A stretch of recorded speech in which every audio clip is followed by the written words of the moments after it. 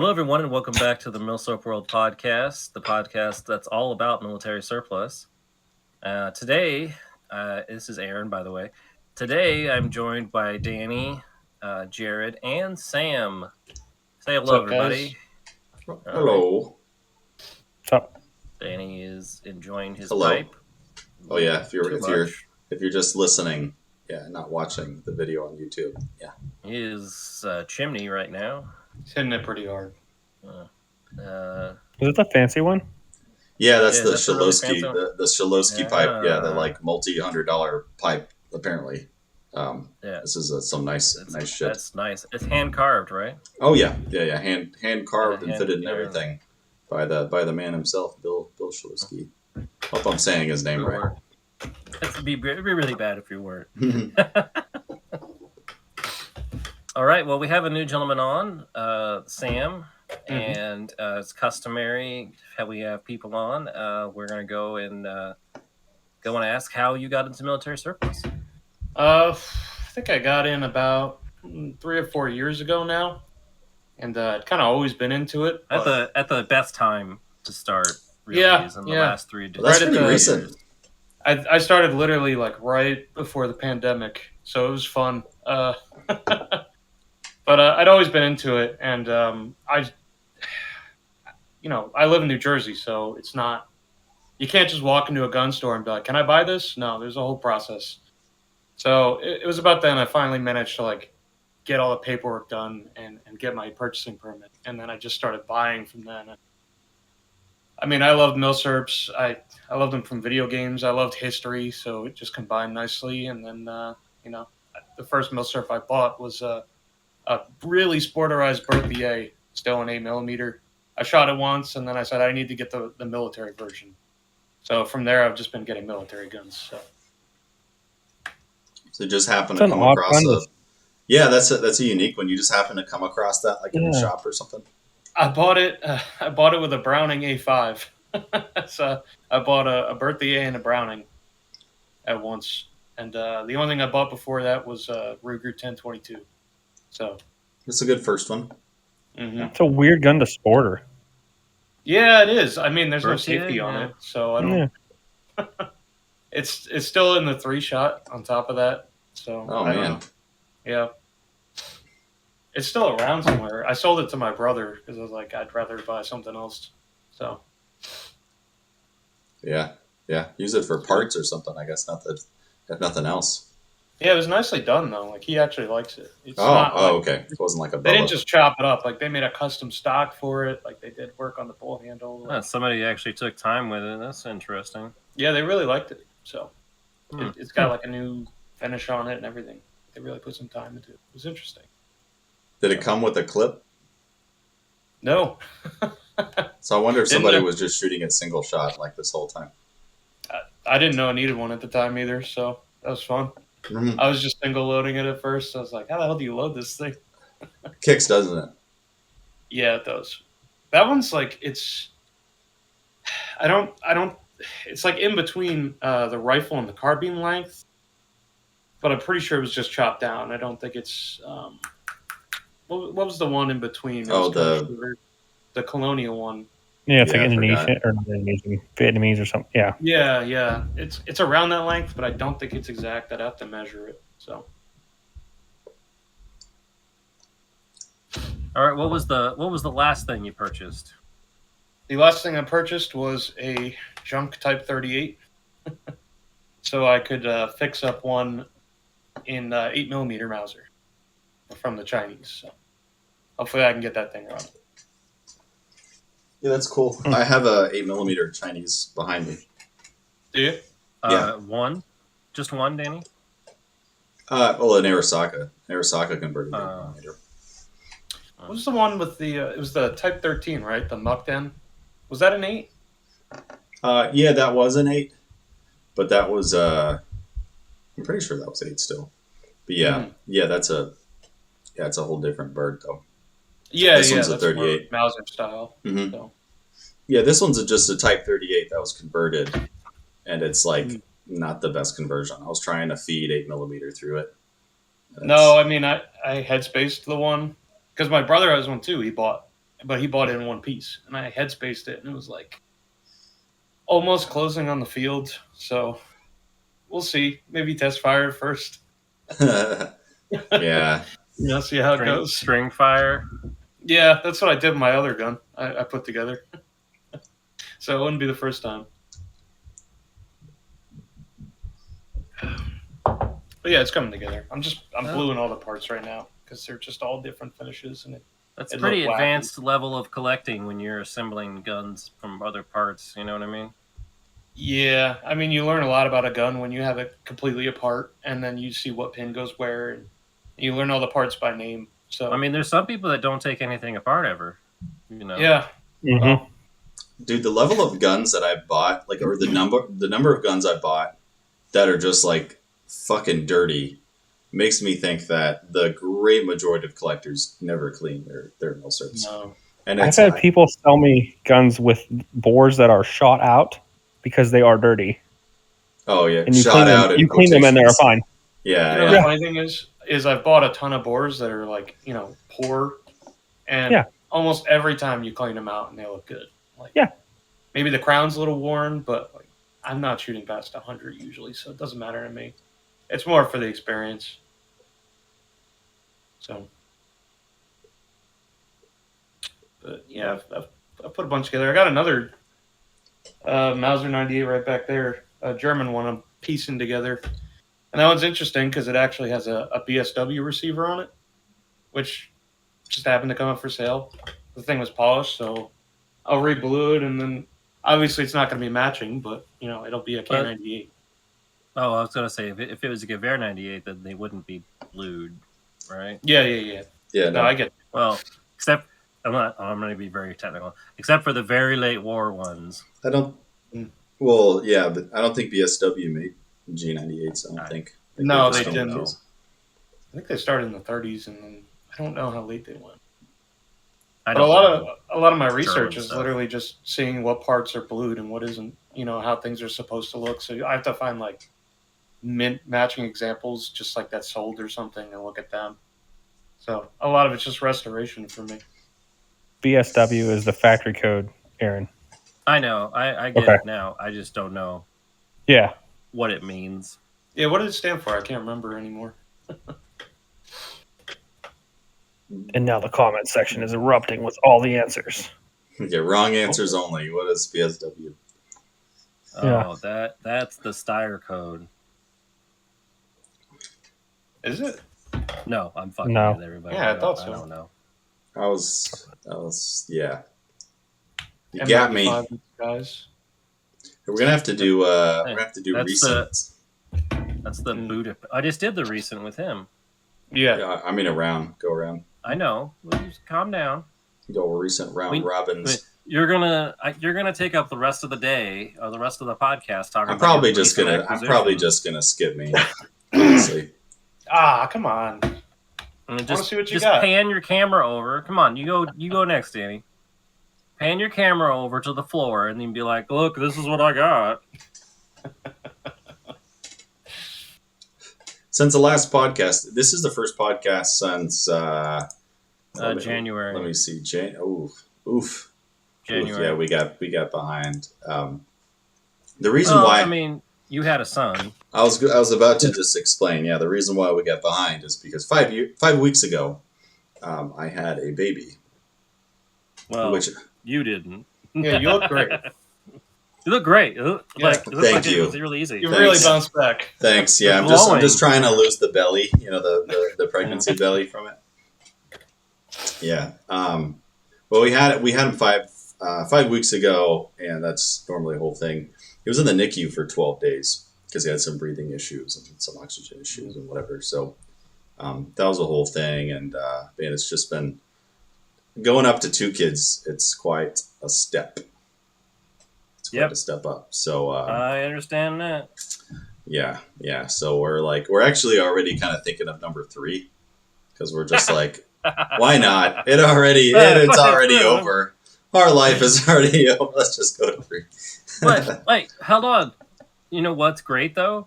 And I'm just gonna implant this in your head. You ready for this? Yeah. How old is your wife now?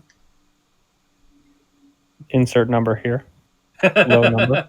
Low He doesn't number. remember. He doesn't want to say. But after you get a certain age, the probability of multiples increases exponentially. Dear God. I was my mother was pretty old when she had me, and I was a twin, so maybe Do you you're know right why there. that is? Do you know why that is? No. We're going to get into Yeah. the biological part of the Because Milsurp World podcast. the female, or wait, the person with ovaries, is that what you could say? The person with ovaries starts dropping eggs. Mad eggs, because Like it's all the it's time. almost it's Last last ditch. It's like a fire sale at the end of the store closing. Fire sale starts dropping eggs like it's hot. So yeah, then you start getting multiples. But not only, but it's not what do you call it? Identical twins. It's just what's the other term? But fraternal. That's it. We call them regular twins. I don't even know. To be honest, It's identical and fraternal. Yeah. I'm not identical because it's a sister, so I would hope not. Yeah. But that means that you were two eggs that were together versus one egg that's split. You hear the joke about I was dating a twin. So I was dating a twin. This is the joke. I was dating a twin, and people asked me how I can tell them apart. And I said, well, I date Josie, and she paints her nails, and her brother Bob has a cock. You're proud of that, aren't you? That's not my joke, but it's pretty good. No. Yeah, that's pretty good. The other one is I was dating an identical twin, and I got so confused I ended up sleeping with her dad. Dude, that was funny. Holy shit. That's a little newer one, so. Oh, that's good. Oh, that's good. Oh, man. Oh, man. Are we canceled? Are we canceled now? Okay. I mean, you've got tons of guns in the background. I think we were already canceled. Oh, yeah. We're already on some list. We're shadow banned. They shadow banned us. Yeah. I don't think it was going to be the DILF that got us, Yeah. All right. Yeah. Danny, speaking of, which is back to the recent acquisitions, because we didn't even get to Oh, those. I was just going to explain why we're so far behind and to apologize to Yeah. everybody on the podcasts. Yeah. It's hard to get we're going to try to do these more now. I think since the baby's a little older now, I can start doing these again. I had too many recent. I don't know. Do one of you guys want to go? I have so many. It's just going to sound. How many repetitive Chinese and rifles boring. did you end up with? Well, from the Redfield auction, I bought 16 rifles. One of them was an air rifle, so I guess one air rifle and 15 rifles. And then I got some other stuff. I got my local. Sorry, excuse me. At the local KCI, I don't know if you heard that, Bert. At the local KCI show, I was just walking through the show, and there's a random table that had a bunch of modern guns, and amongst all the modern guns, I spotted a Webley. And so I just what? And there was actually two of them laying side by side. And one was in 45 and would shave down to 45. And then the other one was uncircumcised, so 455 still. So they were both 750. The guy was asking 750 for both, which I was like, okay. So I picked up the 455, looked it over. It was all original and matching, 1916 dated. So I was like, will you take Nice. Will you take 700 cash? And he was like, sure. So it's a Mark 6. Somebody traded that in or something. Yeah. He said it came from an old lady who had it as a personal defense gun. That's the story. What a sweet gun. Yeah. She said somebody Those gave are it to not her. small. No, they're not. Small. No, they're not. Here, I'll get it. It's behind me. Did you buy one or two? I thought you said a pair. He said he bought one, Okay. but they Look were cool looking, $750 unfortunately. each. Yeah, they were $750 each, and I would, the one in 45 was worth $7, but here's the. Yeah. Nice. So you're talking like a little old lady. Yeah. That's like a hand cannon. Yeah, I don't have small hands, and it's kind of tell a size wise. pretty big, it's pretty heavy. It's like 2.5 pounds, I think. But My grandmother kept a Colt Navy cast iron model as her self-defense, so I guess it's a little better. yeah. Got that. I think I got my Sig since the last podcast. Did I show that in the last podcast? No. The P49. It's all right next to him.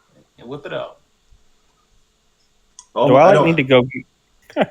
My newer pistols, I just throw them on the table because I ran out of room on my wall. So it's the Sig P49 or the P210-2. 10. Yeah.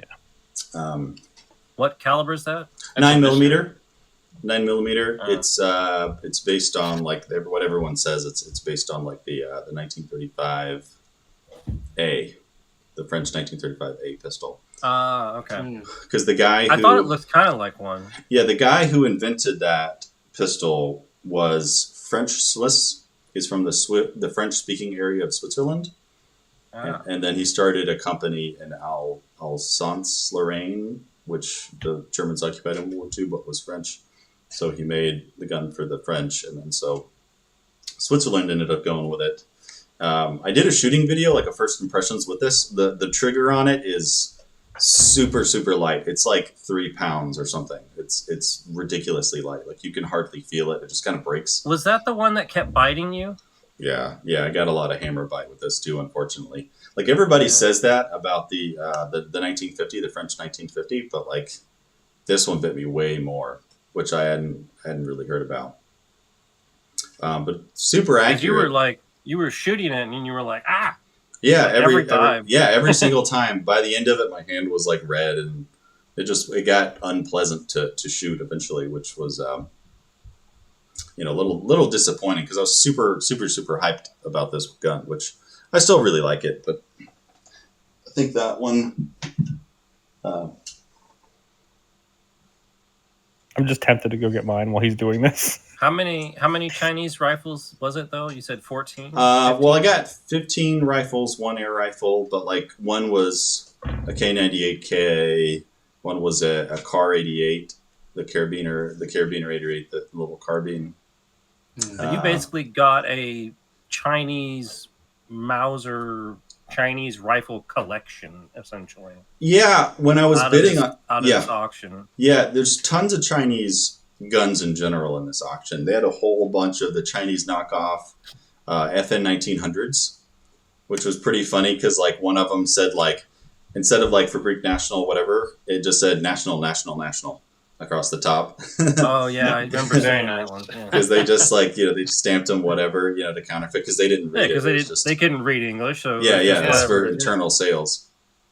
And but so they had a bunch of. I didn't end up getting any of the 1900s or anything. I just got rifles, but I bid on like different crests of different types of Chinese guns that I haven't seen before. So I got like a Type 21. I got a Type 24, which are like everybody knows about the Chinese Type 24s, and then I got a Type 77, which is pretty cool. The Type 21 is like just super rough, like you'd expect of a Chinese, but the Type 77 is surprisingly good shape, and it's all matching, which I was really, really surprised for a Chinese gun. So you took a picture of all the crests, didn't you? Yeah, I did. Yeah, I uploaded it to a couple places like Instagram, but the crests are really cool. The KAF, I'm still trying to figure out what the story is with that gun so one of them, it has a KAF, really nice KAF, kind of in a circle crest, and it's stamped I think 1943. And on the side of it, it says the Kunming Arms Factory, and then China, the province in China. And so it's like, why is it stamped that in English on the side of it in 1943? And I Googled it, and like the only thing that came up was the auction, like where that I bought it from. So like I couldn't find anything about it. Now, Kunming in World War II, there was a U.S. air base in Kunming. There's 3, the Flying Tigers that were in China, the Americans. Mm-hmm. There's 3 Flying Tiger squadrons. 2 of them were in Kunming. So all I could think of is there's a fairly large American presence in Kunming, maybe like one of the factories, because it was pretty common to like cannibalize imported guns. So I thought maybe it's like an FN 1930 that they just like scrubbed and stamped their stuff on and like sold to somebody. But I think there's no import marks on it, so I think it ended up like just like a bring back sort of thing. Like it was sold maybe to one of the Americans, because being stamped in all English, I have a feeling like they were trying to sell it to. So maybe one of the guys stationed in Kunming bought it and brought it back, something like that. That's the only thing I could imagine. But I think you posted it somewhere too, and they also thought it was strange that it was using. It's stamped 1943 in the numerals that we use. Yeah. Which wouldn't make sense at the time, is what he said. Yeah. So they had their own calendar, kind of like the Japanese. They had their own calendar, where it was like the year of the Republic or something like that. And so their rifles, like I have one Chinese rifle that's stamped year 22 on it, because that's like, I forgot what it is. It's like 1933 or something like that. So there's kind of like a conversion you could do, kind of like with the Japanese ones.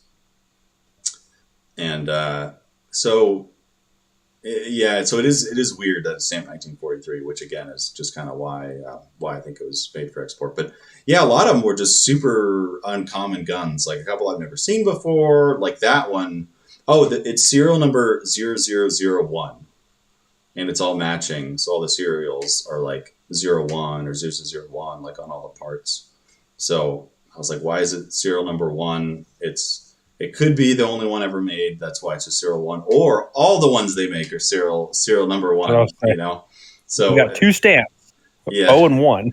Yeah, exactly. So it could be that, but I've never seen it before. Never heard of it before, so I had to get it. You know, it wasn't too expensive, so I got that. A couple other unique things: a Chinese Arasaka it was Japanese Arasaka captured by the Chinese, and it was converted to 8mm Mauser. And they stamp like caliber 7.9 on top of the receiver. They like scrub it, and that's kind of interesting, because I have a Chinese Arasaka that was converted to 7.62x39, and I've always wanted an 8mm one.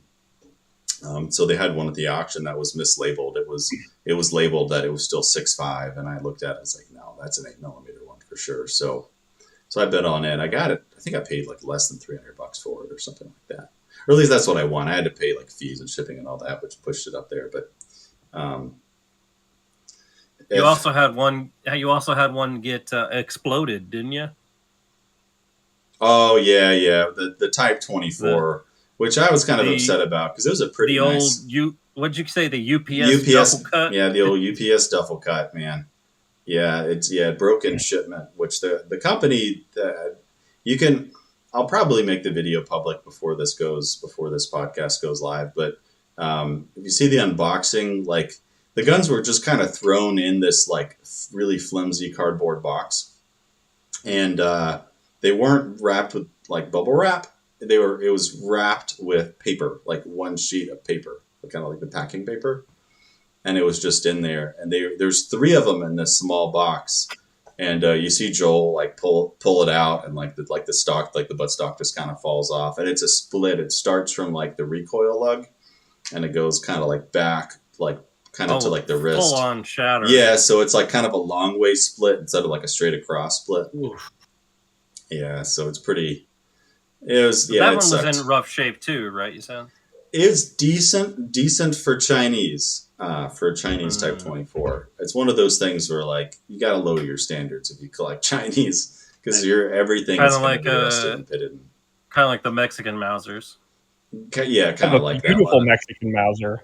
Yeah, well, it's this. Yeah, let's like with the Type 77, you'll run it like there's a few nice ones, but the majority of them are going to be pretty rough. The ones you come across are going to be pretty rough, but you can look up and find a nice one. I'll have to get my Mexican Mauser out of the safe and send you some pictures, Aaron. You will not say that. I mean, it's almost like countries that are in perpetual states of upheaval, political upheaval and war, have problems with keeping their guns in good condition. Yeah. It's the same as like, there's a few things that are like that. You either get one that is beautiful or you get one that is garbage looking. Yeah. It's just South American Mausers in general. Yeah. What model is yours? What model is it? Mine? Yeah, what model? Yeah. The 1910.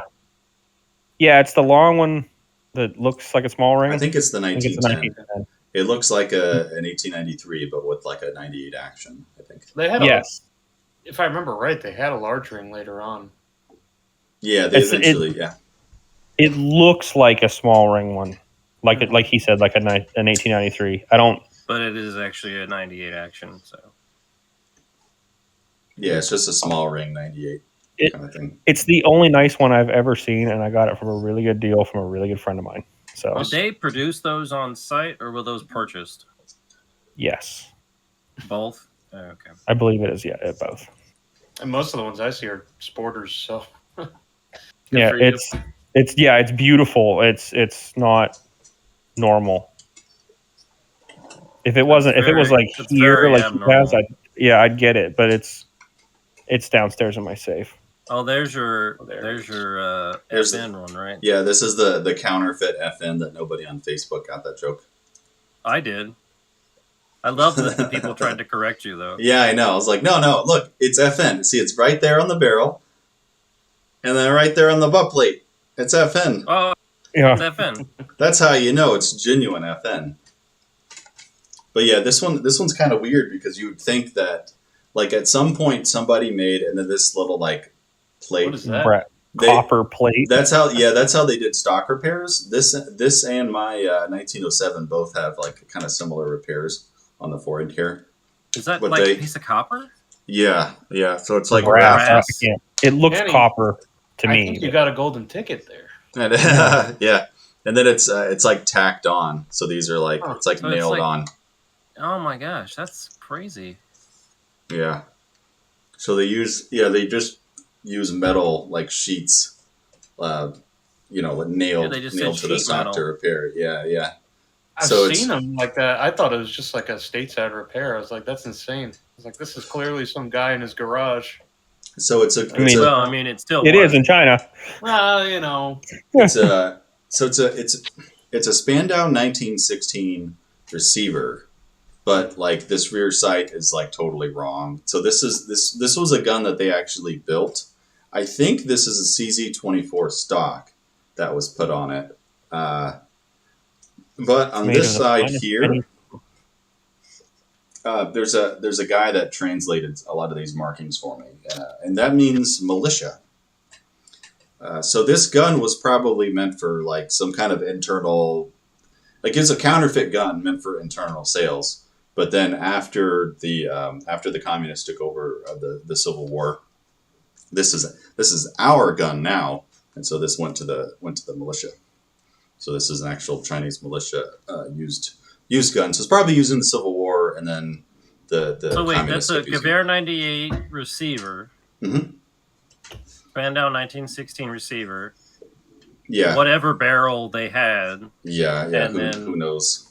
And then they decided to market FN. Yep. For some reason. Because just to sell. Notable. FN and Mauser were like big, like brand name guns. So they bought genuine FN Mausers too, that were like FN on the receiver. Yeah, because this is the warlord time period of China. So you have like China was not really a country; it was like 15 different nationality things, right? It was like warlords, and then kind of the national government that was sort of unifying them. It was all broken up, if I remember. I don't know Chinese history that well, but I know that it was not unified for a long stretch of time. Yeah. Not until the communists.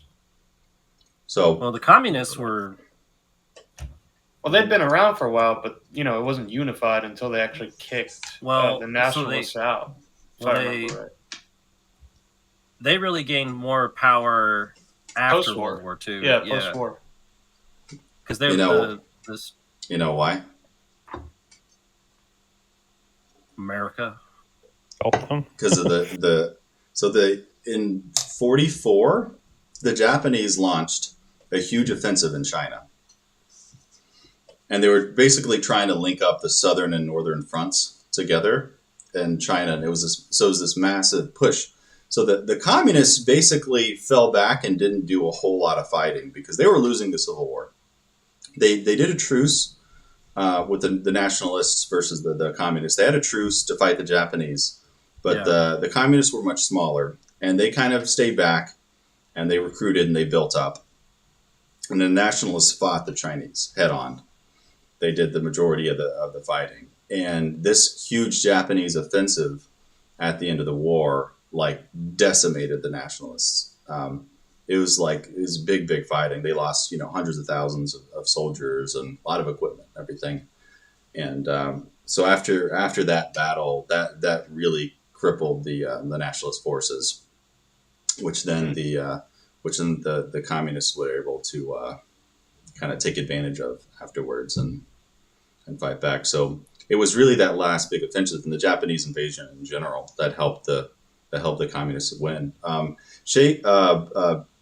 Chairman Mao actually, he admitted that in a joke to he was visiting a Chinese diplomat or a Japanese diplomat or something like that, and he joked or something with them about. I hope I'm getting that right. He was joking with the diplomat about, like, well, thanks because of the Japanese, invading, and fighting the nationalists. That's why we're here. That's why we won. So it was a really interesting thing, and like it's overlooked. Like a lot of people don't know that there was like huge, because for like the American point of view of World War II was very much like, where did we fight? And we fought the Japanese on the islands, but like no, we fought like garrisons. We fought whoever happened to be in that island's garrison. But like the majority of the Japanese forces were elsewhere when we were just fighting on these little islands. Yeah. Just like the Germans. Land campaigns. Mm-hmm. Yeah, I was going to say it's mirroring the Eastern or it's the same European thing. Theater. It's the same thing. Yeah. Like, we invaded France.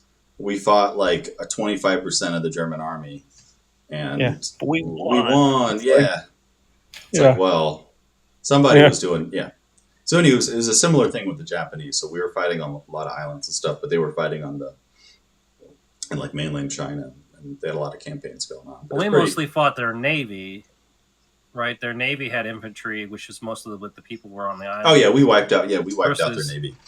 Versus their army, which we've had this discussion before. The Japanese navy and the army hated each other and actively sabotaged each other, which is mind blowing. Yeah, in the middle of the war, they were like hurting each other.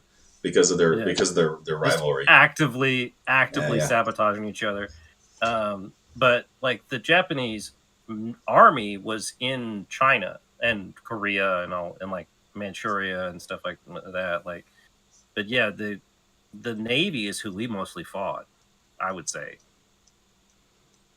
Yeah, we did wipe out. We basically wiped out their Navy. Like, there's certain guns that are very rare now because like they're all at the bottom of the Pacific. They were on ships and we sank them. And so they're just like, most of them are gone now. But that was a little digression from going from just talking a little bit about the Chinese history behind these guns. So that's why a lot of when you bought like 12 Chinese guns. So they're all like during the Chinese Civil War or pre-war or whatever. And then eventually they all went in, and the communists, they would mark on the stocks, like they would usually say like the province or the city, and then like militia or something like that. They would put the group. So a lot of the stocks of these Chinese Wouldn't they put guns, stars too? Sometimes it varies. Sometimes it'd be pretty intricate with stars and had give a lot of information, and then sometimes it would just say militia, on it. But I wonder if it almost served like a sort of badge, like a badge of, or they probably didn't all have uniforms like in the countryside, the militia and stuff. Yeah. So they had no, of course they had the rifle that had official militia markings on it or whatever, and that's how you knew. But yeah, well, after also, the war, like you're in a country that is super super poor. The guy with the gun is the guy in charge. Yeah, for the most part. And so a lot of these bolt guns, they were just relegated to kind of like the rear, militia kind of thing. So, so it's kind of neat. It's a lot of Chinese stuff. Like it just, I think it's pretty cool. There's like a ton of history and there's tons to know about it, but it's just underappreciated. And so you get cool deals. Like I got some really good deals on all those. Like on almost all the Chinese guns, I got them like sub $500. So You can get them for pretty cheap. Yeah, I've been meaning to. I've been meaning to get like a Type 24, but they always go for like slightly more than I want to pay. So, and they're only going up and up, man. I know. I got a couple. Like I got a standard model, like a Mauser standard model that went to the Chinese as well in the auction, and then I got a K98K, like a Mauser K98K, but it was for the nationalists, and it has a little nationalist like sun stamp on it. A few times, so I did a video on that one before, but this gun is nicer, so I'm kind of glad I got this one. But that's kind of neat too, because it was made for the nationalists. It's got the stamps on it and everything, but then it was went into communist inventory there at some point. So there's just tons of variations too. So oh yeah, they had a lot of EZ24s. Dude, every gun that was being made in the world, went to China, like in the 20s and 30s and everything. They were just buying up everything because there's billions of them, and they were fighting, and they needed a lot of guns. So every gun you could think of, and they made their own 6.8 caliber. The Chinese came up with, and they had Mauser make a bunch of guns in 6.8. I forgot the overall case length. But it's just a lot. There's just a lot to it. A lot of post-war history. So there we go. I know Jared's dying to get into his recent acquisition. So. So I go get it if you want me to Oh yeah, it. you have to get it. You might have to de-blur your background though. It might blur it out, but yeah, you should get it. I'll go get it right now. You guys keep talking. Okay. Yeah. It's entertaining, to say the least. You want to talk about yours, Aaron, while he's getting his? I mean, what do you think I bought? I did a video on it already, so I bought an M95. What? From RTI. So that 8x50. Yeah. And a Stutzen. So it's I'm happy with it. As I said in the video, I think it was worth the price. And I paid the $250. I wouldn't pay the $350 they're asking for them, but I would buy another one at $250. Actually, I've been watching it to see if they go back down because they went back up. And it was like right when you wanted to buy one. They like the day of, I told Danny, I'm like, I'm gonna buy another one. I'm gonna do it. Sold out. No, it didn't sell out. It went back up. Oh, I thought they marked them sold out and then they put them back in stock. And then No, they changed their site. They updated to a new provider or something, and when they updated the site, the prices reset back to what they were. So now they're back to $350, which for a long rifle probably isn't that bad, but I don't know. I'd rather pay the $250 price. And it is a big. Proportionally, it's a big increase from $250 to $350. Well, and we did talk to. We have the guy in the podcast that is in Miami and can go to, has been there multiple times to see the guns. Oh yeah. Dang it, I forgot. I know his Discord name. I forgot his real name. It's Frantic, right? Yeah. Yeah. The guy that is my Vetterly competitor in terms of as far as pattern collecting, yeah. Yeah. But he said they've just got pallets and pallets. So when they're like, we're out of stock, that means we've emptied this pallet. We need to get another one down. That's basically what he's saying, is like they're not going to run out anytime soon. They just only list one pallet at a time. But anyway. Oh, I got a Swede in that too. I just totally forgot to mention those things too. But I counted. You know what number of Swede that is? Speaking of pattern collecting, all of them. That's my 19th. My 19th Swede. And you're still missing some. Yeah. All right, Jared, whip it out. Yeah. I'm making a little room because champing at the bit here. It's fucking heavy. Well, so it kind of brings us carried by a single person. No, one guy carries it. One guy carries it. Kind of brings to today's topic, but I got this. Yeah. Should I? Go ahead. You wanna? Okay, sorry, real quick before he shows it. It's very related to today's topic because our topic today that we have yet to mention is whatever. What is a Milsurp? What are Milsurps? And what can be enveloped in the category of Milsurps? Specifically, we want to talk about parts kits. Are parts kits Milsurps, right? Because it's an all-military sort of thing that was then cut up. And then the question further on is, if you take this parts kit, build a gun out of it, is that gun a Milsurp? Even though maybe it was just one commercial made part, but it's like 90% all military parts. Is it still a Milsurp? Does like the 1% non-Milsurp throw it off from being a Milsurp? Anyway, whip it out there, well, Jared. there was a couple of things, but we'll let Jared go and show off his toy. Okay. Oh my god! Oh look, you bought a gun for Star Wars. Yeah. Is that a Milsurp? Is this a Milsurp? It looks like a Star Wars gun. Yeah. Yeah, it's for his Star Wars cosplay. How much does it weigh? His Stormtrooper cosplay. It weighs 26 pounds. Oof. So this is a TNW made MG34. It is a real gun. It shoots real bullets. It is single shot only. So even though it has, the MG34s have two triggers. The top trigger is single. The bottom trigger would be full. But on this one, it's just single. It's easier to just pull them both.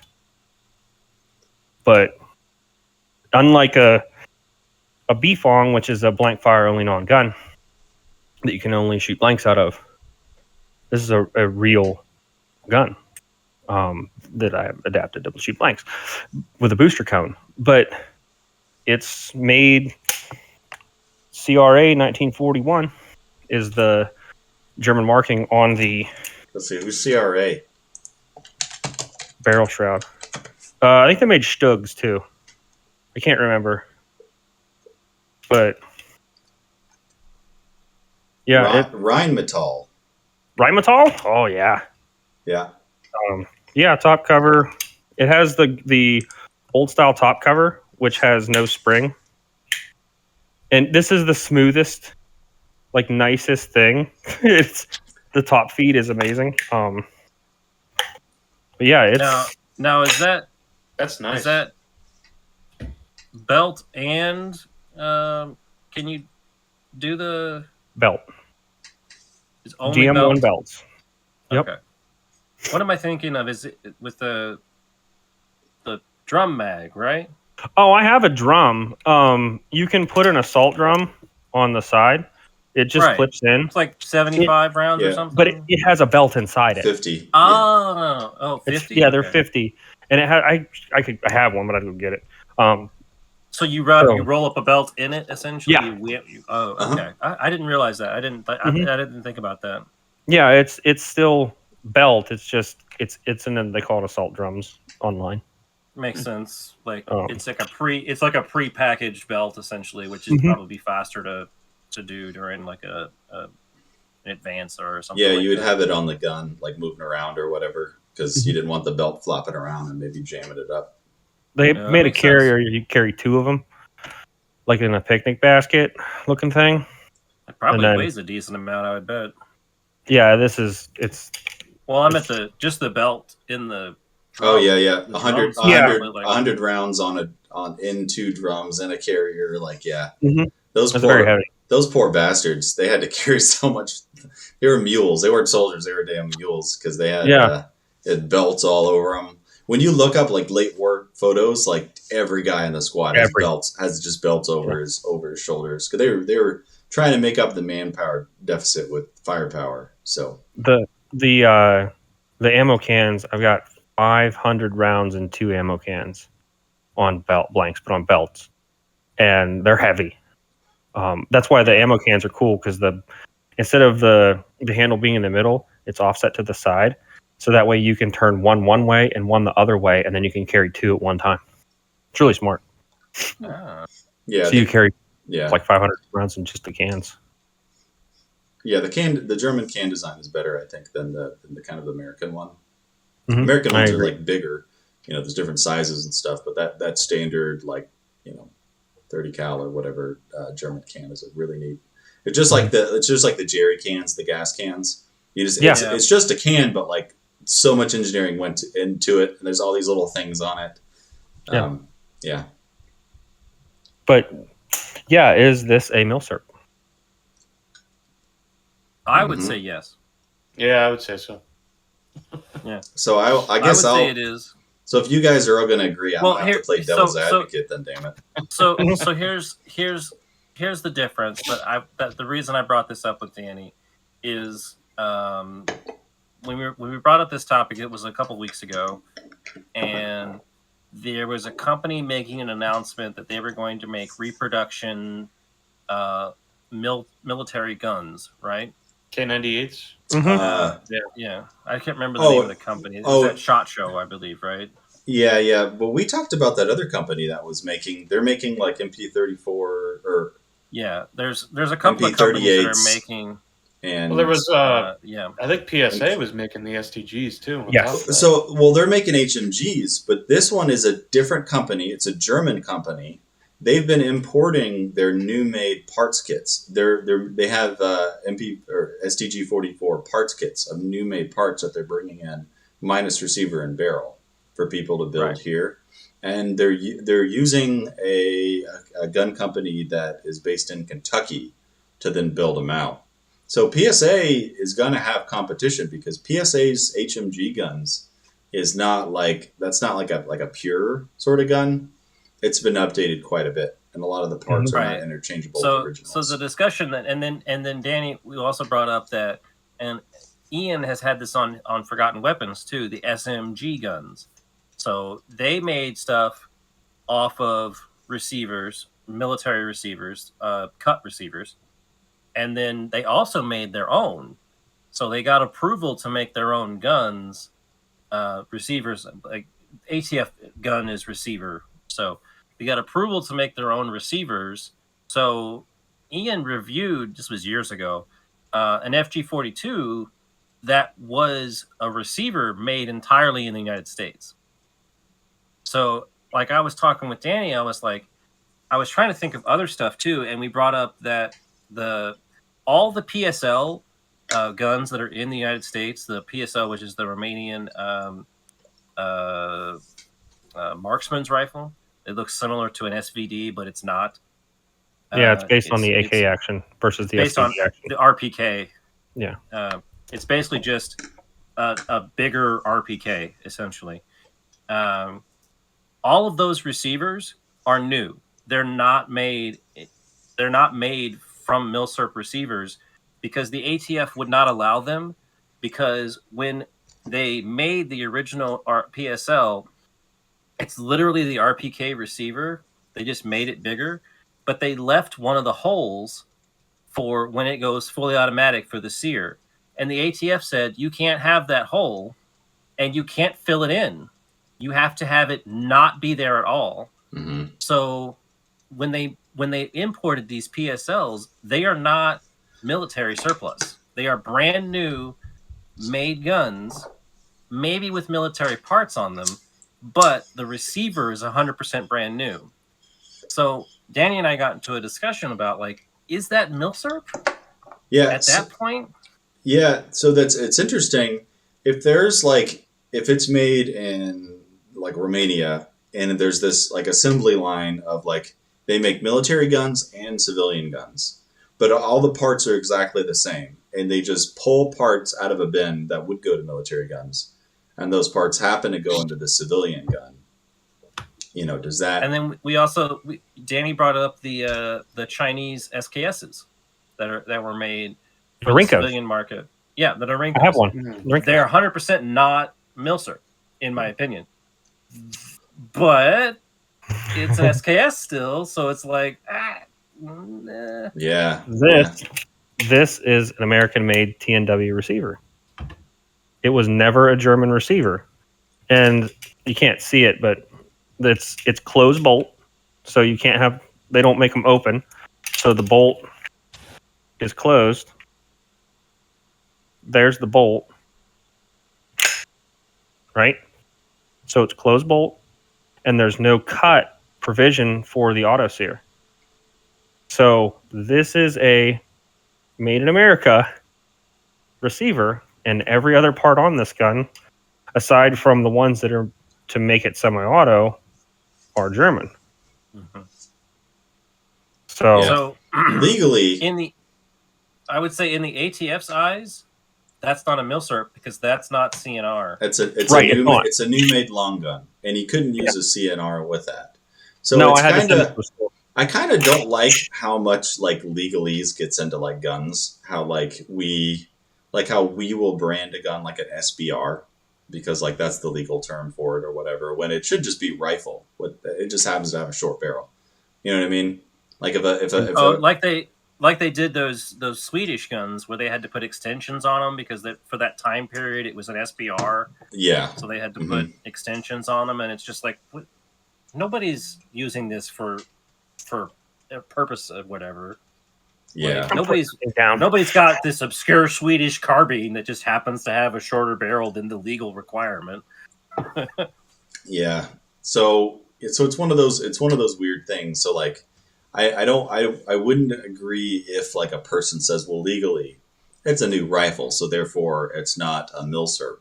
But like really the new receiver is just us trying to be legal and keeping within the law and saying like, okay, ATF, this isn't a machine gun.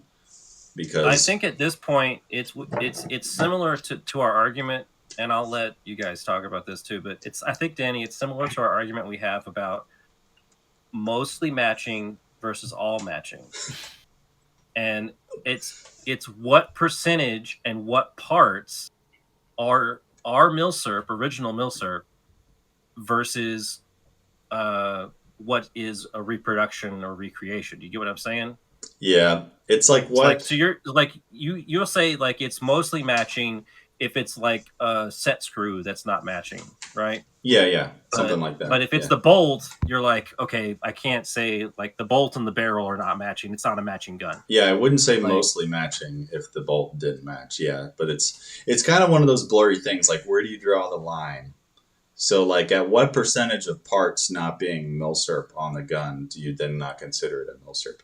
Is it the legal receiver? If so, why? Is it just because that's the legal part? Because other than that, like, if everything else is Milsurp on it, number of parts wise, if a gun is like 100 parts and just like, 3 parts or whatever are new made just to be legal, then, does that make the whole thing not a Milsurp? So as a semi, it's like this semi-auto gun or whatever. It is modified to be different from the original. It is semi-auto only. Yeah, that's true. And it kind of reminds me of like the Swomies, which were like really big, those semi-auto ones. Yeah. It's kind of like that, which I think those did have a just like the 34s. The 34s had a semi-auto function on it. I think it's trigger. Yeah, it's different with the 34s. Like with a 42 or something like that, it's like those are full auto only. So then making them semi-auto, you're kind of changing them. But a gun that already had the semi functionality, I feel like that's not like a huge, not a huge jump to just kind of disable the full auto function, like effectively by making a new receiver. You have a perfect example behind you, actually, your Webley.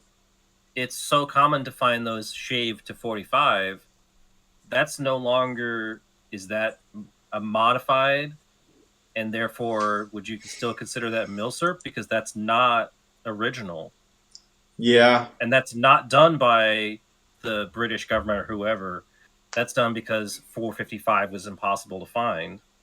Well, it's like, I guess it's the difference between if like you modify or do one modification to a gun versus like replacing parts on it. So maybe if it was common for these Webleys to have, say if some company made new cylinders for 45 auto, And so every Webley you found had this new made cylinder on it. It didn't have the original British one. Mm-hmm. And then it would be like, oh, so is it still a Milsurp if it doesn't have the original, cylinder on it? Or you could kind of stretch that further, kind of like with sporterized stuff to, like at what point is a sporterized rifle not a Milsurp if it's not? That's what I was going to bring up. Like, I mean, I guess you get into semantics. Like, there's a difference between like a military gun and a Milsurp. You know what I mean? Like, so with a sporter, that's obviously not a military gun, but I would still say it's a Milsurp. Okay. Yeah. I get what you're saying. Like, yeah, it was still originally used by a military. It's just not in the original configuration. Mm-hmm. Yeah, like how many modifications does it take to? But that's in the case of a sporter. In the case of like the SKSs, the Norinco SKSs, or the PSLs, actually, I can never pronounce their name right. Who made the? Oh crap! It's the Romanian company that makes guns still. Calgar? No, it starts with a Z. Zastavas? That's Serbian. That's you. Yeah, that's Serbian. Okay, yeah. I apologize to that group of people. I apologize. I forgot what country that was in. It's in the Balkans. I don't know all the countries. Wow, unbelievable. But whatever. But they still make the M57s brand new.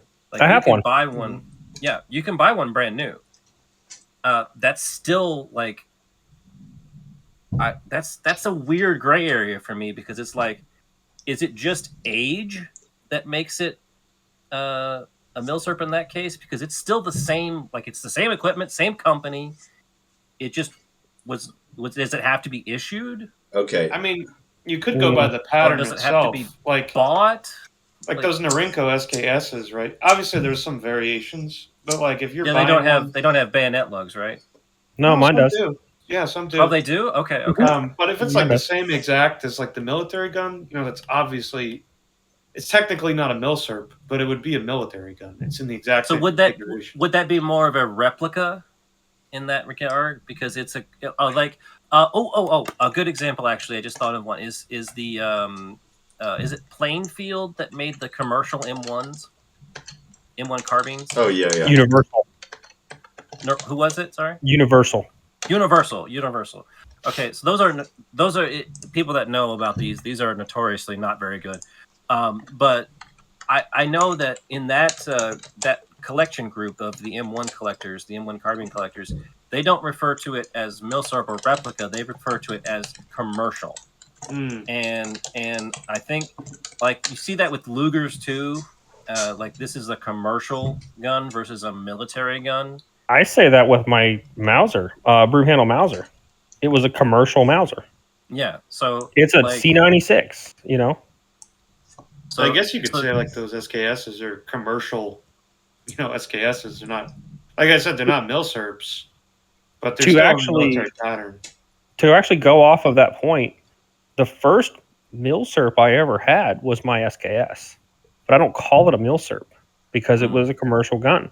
The first Milsurp I ever actually officially owned was a Mosin, but I had that Norinco SKS beforehand. To me, it's a commercial gun. Yeah. So I guess to be a Milsurp, it has to be the mil part, right? It's got to be military. It's got to be bought by the government for military use, I would say. A government for military use. So or would have been built for military use and then didn't get sold because of whatever reason. I mean, would you take a Gorilla gun as Milsurp? You know what I mean? Or does it have to have like some official capacity to it? I mean, his Chinese Mausers are Gorilla guns for the most part. Yeah, that's what I'm saying. So, are they in the same category as like a zip gun? Like, well, I mean, you have the Kyber that's Pass really stuff good. too. That's a really good point there, Sam. Like, that's like, if it never was an official military, but it was a guerrilla or like rebel group or something, then. Well, when you have the Kyber Pass stuff too, the Paulista Rebellion. I have the Brazilian CC-24. That was a commercial gun that the Paulistas bought to use in their civil war fighting against the Brazilian government. So they didn't win, so they're not a real government, So, like, is that a Milsurp? But that's a victim of, it was used by a military. And it's a victim of history, because if they won, it would be a Milsurp. Yeah. You ever hear that Norm Macdonald joke where he's like, I was reading a history book the other day, and it turns out that good guys always win. What are the odds? The good guys won every war. Today's freedom fighters are tomorrow's terrorists. The more I read about this Hitler guy, the more I don't like him. The more, it was a variation of that. I don't care for him. He's just this is real jerk. Yeah, that's it. He's like, it's just that guy's just a real jerk. That's one of my favorite Norm jokes. But going back to like the Norinco SKS and PSL thing, so saying a Norinco SKS isn't a Milsurp because it was totally made and intended for it. I think it gets into the same sort of, it's like a Venn diagram, Mm-hmm. And it's like it's kind of in that shaded area in between, because was it made on the exact same machinery and assembly line that like the military guns were made on? Like, because like, does the machines or the plant that it was made in, does that play into it any at all? Because like your C96, Jared, like that was a commercial gun, say, but like, did they just make a bunch of parts and then that went to military guns? They made a bunch of parts and that went into commercial guns and whatever. Mm-hmm. There's some gray area there. If it's using the exact same parts or made at the exact same place, maybe by the exact same workers. Yesterday they were putting together military guns, but today they're putting together these commercial guns. Like, does that? Don't you have a, what was that 1917 similar gun? Yeah. The Honda in 1934. Yeah, I mean, would you call that a commercial gun? Didn't they sell some of those commercially? Well, it was bought by a military. Well, his was. Yeah, it's based on a commercial gun, which is kind of weird. So Remington, God, I forgot the name of it. Remington made. Yeah, they had a kind of in common a commercial rifle that was based on the 1917. Probably because it used the same machinery. I would bet. Well, yeah, they had all this stuff. Like the government was like, okay, I don't need the 1917s anymore. And stop making them. Exactly. And the Remington commercial rifles had these two holes drilled in the side for a rear sight, for like a rear aperture sight to be added. And Lyman sight. And so, because the commercial model had that on all of them, all the military Honduras 1934s all have these two holes in the rear portion of the sight. Yeah, and it looks like it's been sporterized. Yeah, exactly. That's why it was cheap. Somebody drilled some holes in the back of the gun. And I got another exception. I just remembered. So I was watching a video from Forgotten Weapons last night, and he pulled out a whole bunch of 1903 snipers, right? And the one he was sitting there trying to say was a match gun that was brought to the front. Would you consider that a Milsurp? Oh, yeah. It fought in a war, but it was privately owned by the soldier. See, that's a thing. Well, you have that with handguns a lot. Yeah. Mm-hmm. But with that, it's hard to prove. Provenance. Yeah. I'll use the fancy word. So if you can prove that, then I would say it is. But it's hard to prove that with World War I, especially World War II. Everybody had like whatever you had. I'm sure there was tons of like non-standard stuff that ended up being used somewhere. But like, who can prove any of that? You know what I mean? Yeah. In some cases, if it's like a commercial gun, like the guys who brought their commercial revolvers like to World War II and they're they got it sent over to them or whatever, and they carried it in their pocket. Like the Milsurp Derringer. It's So it's like that's a commercial gun that they brought over that was used in anger. But it's like, I guess you would have to have the provenance for it to become a Milsurp, since it's just a commercial gun. There's no proof inherent. Well, and the Germans wasn't it the Germans and a lot of the militaries in World War I, they had like the officers bought their own guns, like their own handguns. Yeah. A lot of militaries had that policy.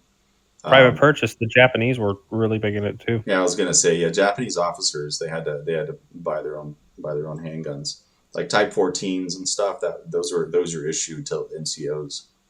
The Italians did it with like the Bodeo. You could buy your Bodeo, or you could buy something else. Like a lot of countries did that. Yeah, it was very common practice. I think it was. Some countries it was like, here you could take this standard issue thing, or you could buy your own if you want. And so you get or you're just like such a high rank like Patton that you could just carry fucking ivory handled revolvers, but you could just kind of do whatever, I guess, depending on your rank. But didn't Winston Churchill carry a C96? Yeah, he had one from World War One, and he literally, I think he said he credited with saving his life. I believe that was in the Boer War. Oh yeah, that's right, the Boer War. I forgot that he was in that. Yeah. So do the Boer Mausers count? Oh yeah, for sure. Yeah, definitely. Yeah. I would say. What about the other Boer guns? Most of them all went to some military. Like you have the ones the blockade guns that went to Chile. Yeah. And Chile. And those, and the Portuguese ones, they went to mostly Australia. I just thought. Remember we figured this out, Danny? Yeah. We figured that out that for some reason a huge amount of the Boer War South Africa shipment of the Portuguese Vaquero that just disappeared to Australia. For some reason, the 6.5 Vaquero is much more common in Australia, meaning they took them. Anyway, you just thought of something.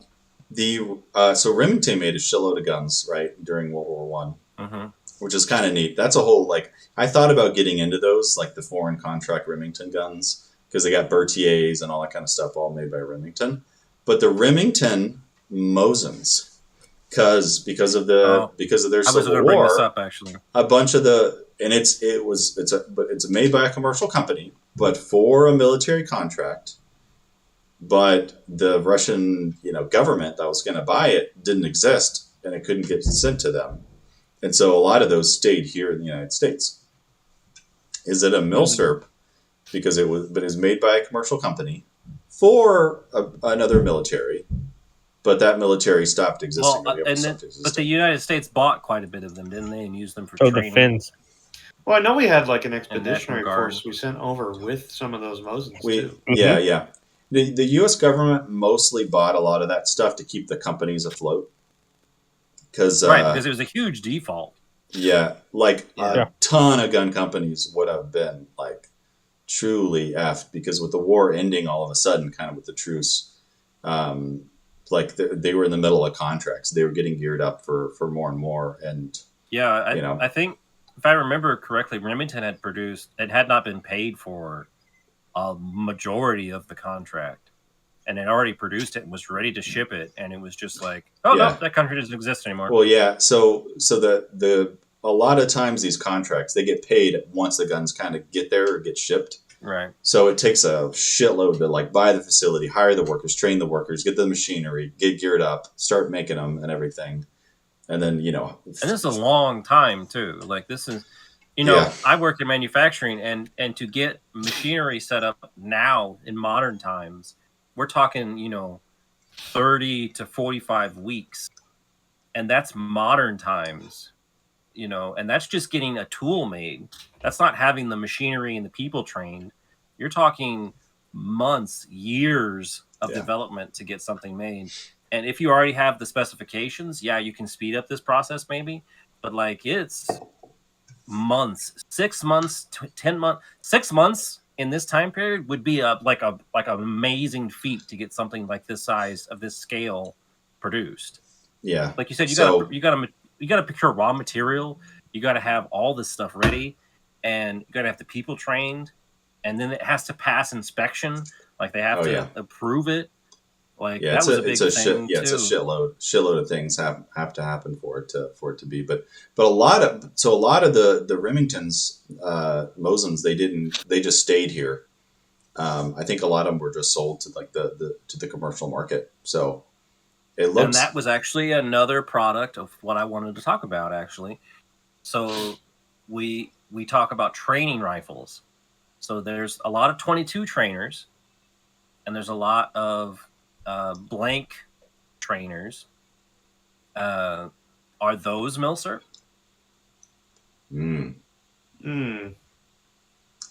I mean, is a flare gun Milsurp? It's kind of like is the Boy Scouts military?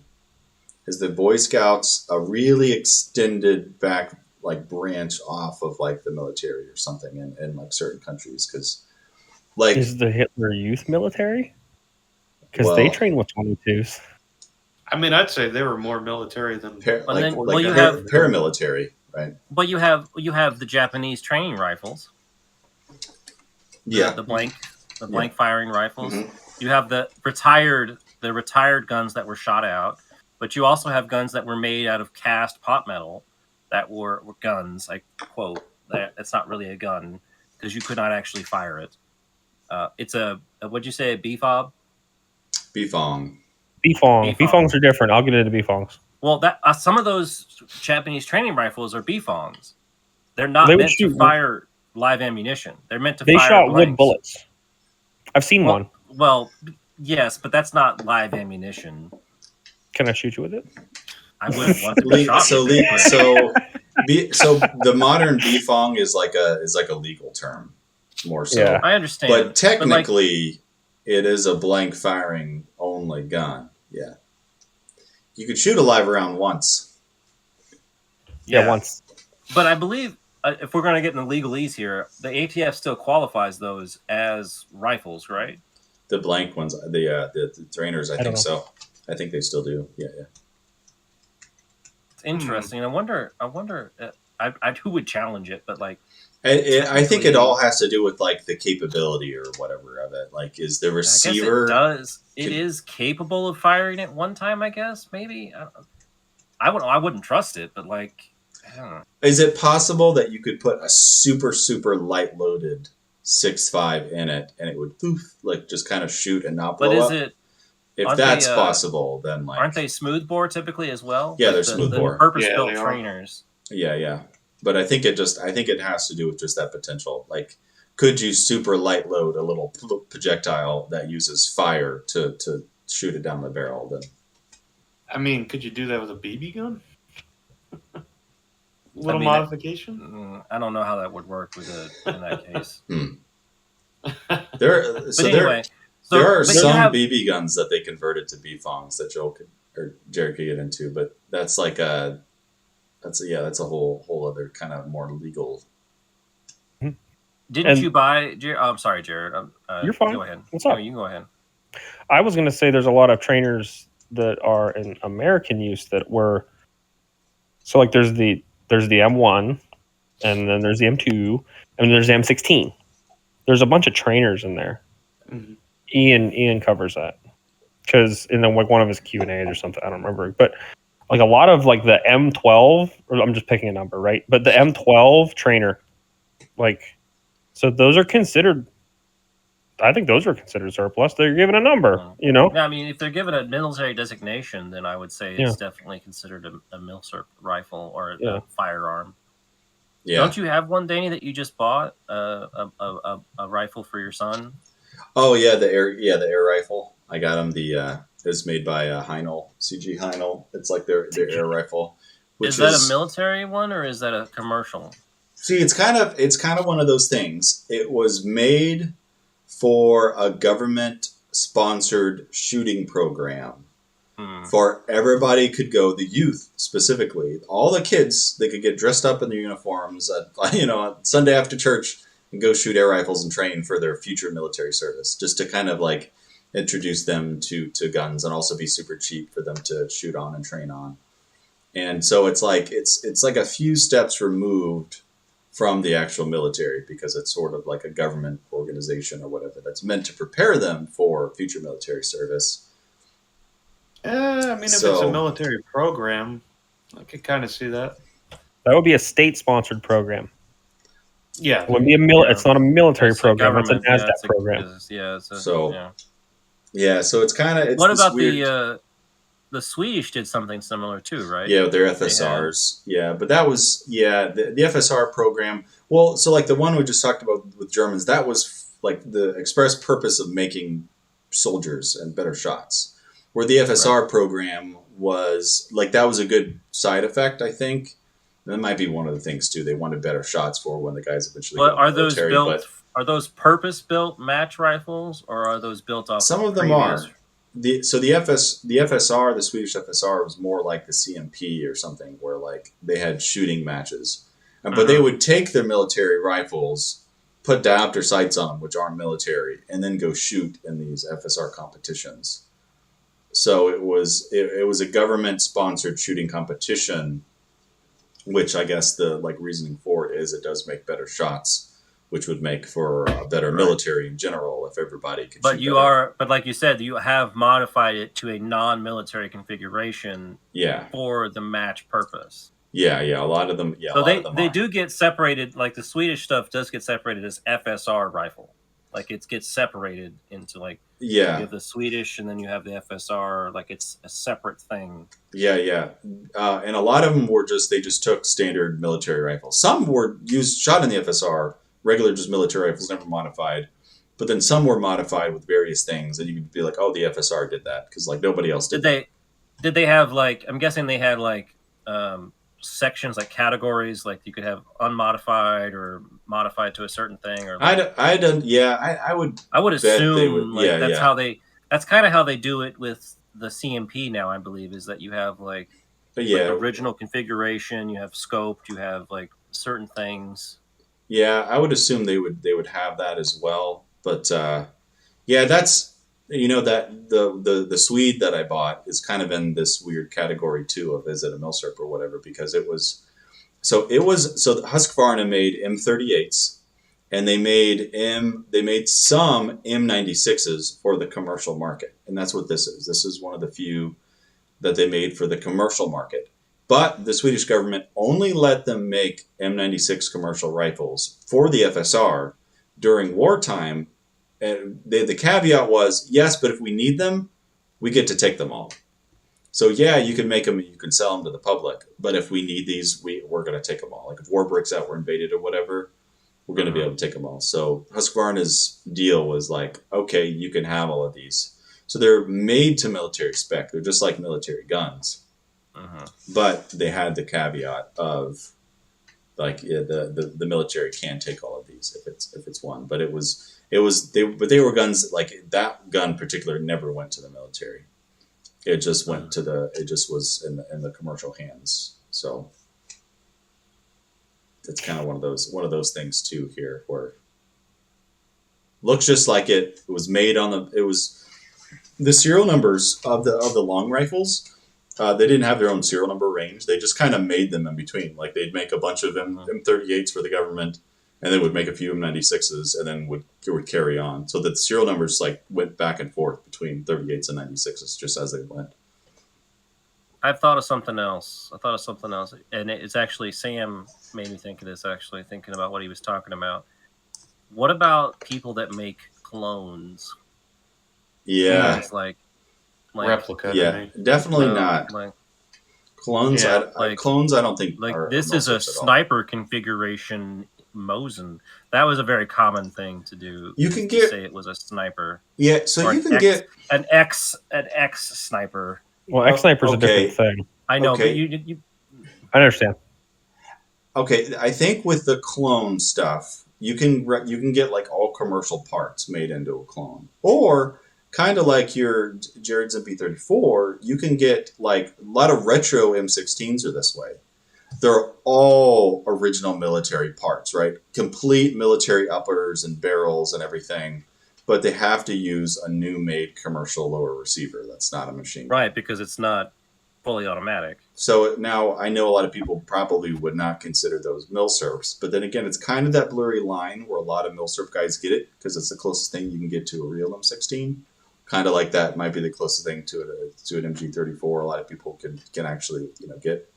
So it's kind of one of those weird blurry lines because you can get like M4 uppers, like Colt M4 military uppers and stuff like that. Like I've seen them for at gun shows, Like I just guess the it really does depend on how pedantic you want to be with the definition. Yeah, you know what I mean. I mean, when you first said like clones, the thing that came to my mind right away was like the riot gun clones, which are basically Oh just yeah, a commercial I didn't even gun think about that. Yeah, with a kit on them. Like, there's nothing military about this. It's Oh yeah, the commercial trench kit gun made clones aftermarket, and then yeah. so those are so common. I swear, Yeah. I see those all the time. Oh yeah. They look awesome though. I mean, they're fun. Wasn't there a whole company that made like the kit, like they made the heat shield and like the bayonet thing, like they sold that as a kit? I thought there was one. I mean, my brother's got a 520. He's probably going to cut down Steven's 520, and he's going to get a riot gun kit for that. So there you go. There's another one. And I was surprised to learn those were riot guns. I didn't know. Mm-hmm. And they're pretty cool looking guns, and they were Browning designs. So. Well, and Danny and I had this conversation too about when we were talking about this. Like, what about like guard duty guns, like shotguns? Like you have the British have the shotgun that's the Lee Enfield. Oh, and the 410. Yeah, the 410 ones, and then you have like, and then you can go even into like police issue. Yeah, what about police? Like police issue, or they reconverted Martini Henrys into shotguns. In case of the German, the railway guns, the mail carriers can't get the mail to their people.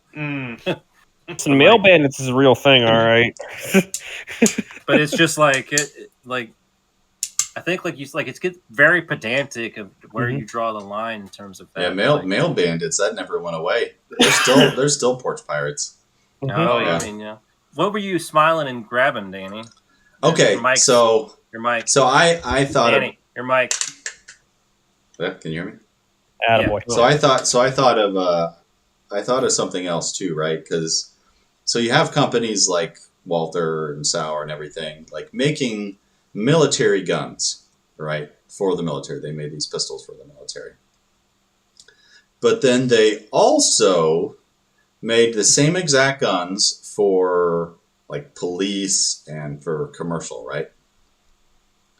So if you're saying like Milsurp for the people that are saying like, well, only if it went to the military is it a military gun. Well, here's one that went to the military, and say, is this one military too, right? Sorry, it's got a different finish. It's not military. And it's like, oh, well, that has an Eagle C and that has an Eagle 3.7. So this is a military Waffenamp one. So that's so that one's not a Milsurp technically. Because the Sauer 38H went to the police. That's a police gun. War. So you would say that. I've heard a lot of people call that a police gun. Depending on the like those ones you can trace the markings though. It's not just like, oh yeah, I got a Colt 1903. Like those are marked for the police. Yeah. You know? Well, you have like I've seen shotguns marked like police use, like old shotguns, a National Guard stuff, like that kind of thing. Well, National Guard's different. That's still I would say military, but you have like police use stuff because the police, especially in the early 1900s, were using a lot of random stuff.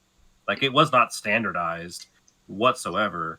So like I remember actually near me in St. Louis, Missouri, within the last 10 years, they were going through the police like storage area, and they came across like 20 new in box Thompson submachine guns that they had bought brand new and never used.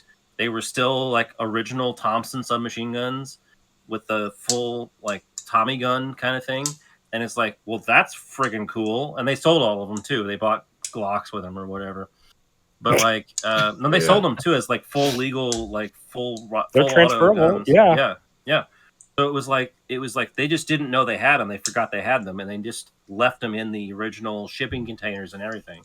Yeah, so like that was really cool. But like, that's not Milsurp. But they did use those guns in the military. I mean, it's just like very like really, where do you draw the line? I mean, I guess the fact of the matter is this really only matters a lot if you're selling it. If you're just talking about it, it's not as important. But, if you're trying to pass it off as something. The provenance issue, the argument of provenance is going to be like, what is worth more? You know what I mean? Like, if you can prove it was used there somewhere or something like that, it's going to be worth more potentially. Yeah, but it's just kind of interesting. Like, you don't see, there are guns. If it's the exact same gun that was made for the military, then I think a lot of people do lump it into military surplus. Like Axis Arms, the gun seller, like he'll sell Norinco. Like, he only does Milsurps, or I think at least primarily, and like he'll do Norinco SKSs, or he will do. Here we go. 1922. Yeah, a commercial 1922. It's not a military 1922, but again, it's one of those things. Like, who do you think was buying commercial pistols in Nazi Germany, right? Like, who do you think had permission to buy pistols? The Burgermeister? Yeah. Do you think The Hans? Hamburglar. Do you think Hans working down at the bakery could legally go buy him a pistol? Like, no, that was like, it was officials and politicians and party members and shit. You know, that was buying them. So, and one weird thing, like, that goes back into the proving it. You know what I mean? Like, that's a commercial gun. It doesn't have any proof of being military issued. Yeah. Well, this is a border guard. This one just happens to be West German border guard. Oh, I had it looked at. Was military issued. I had it looked at in a guy who thinks that this is actually Berlin, West Berlin used, so West German and Berlin, based on the markings. But like, yeah, it's like commercial guns, or guns that are like not military. Like, this is not a military marked PPK.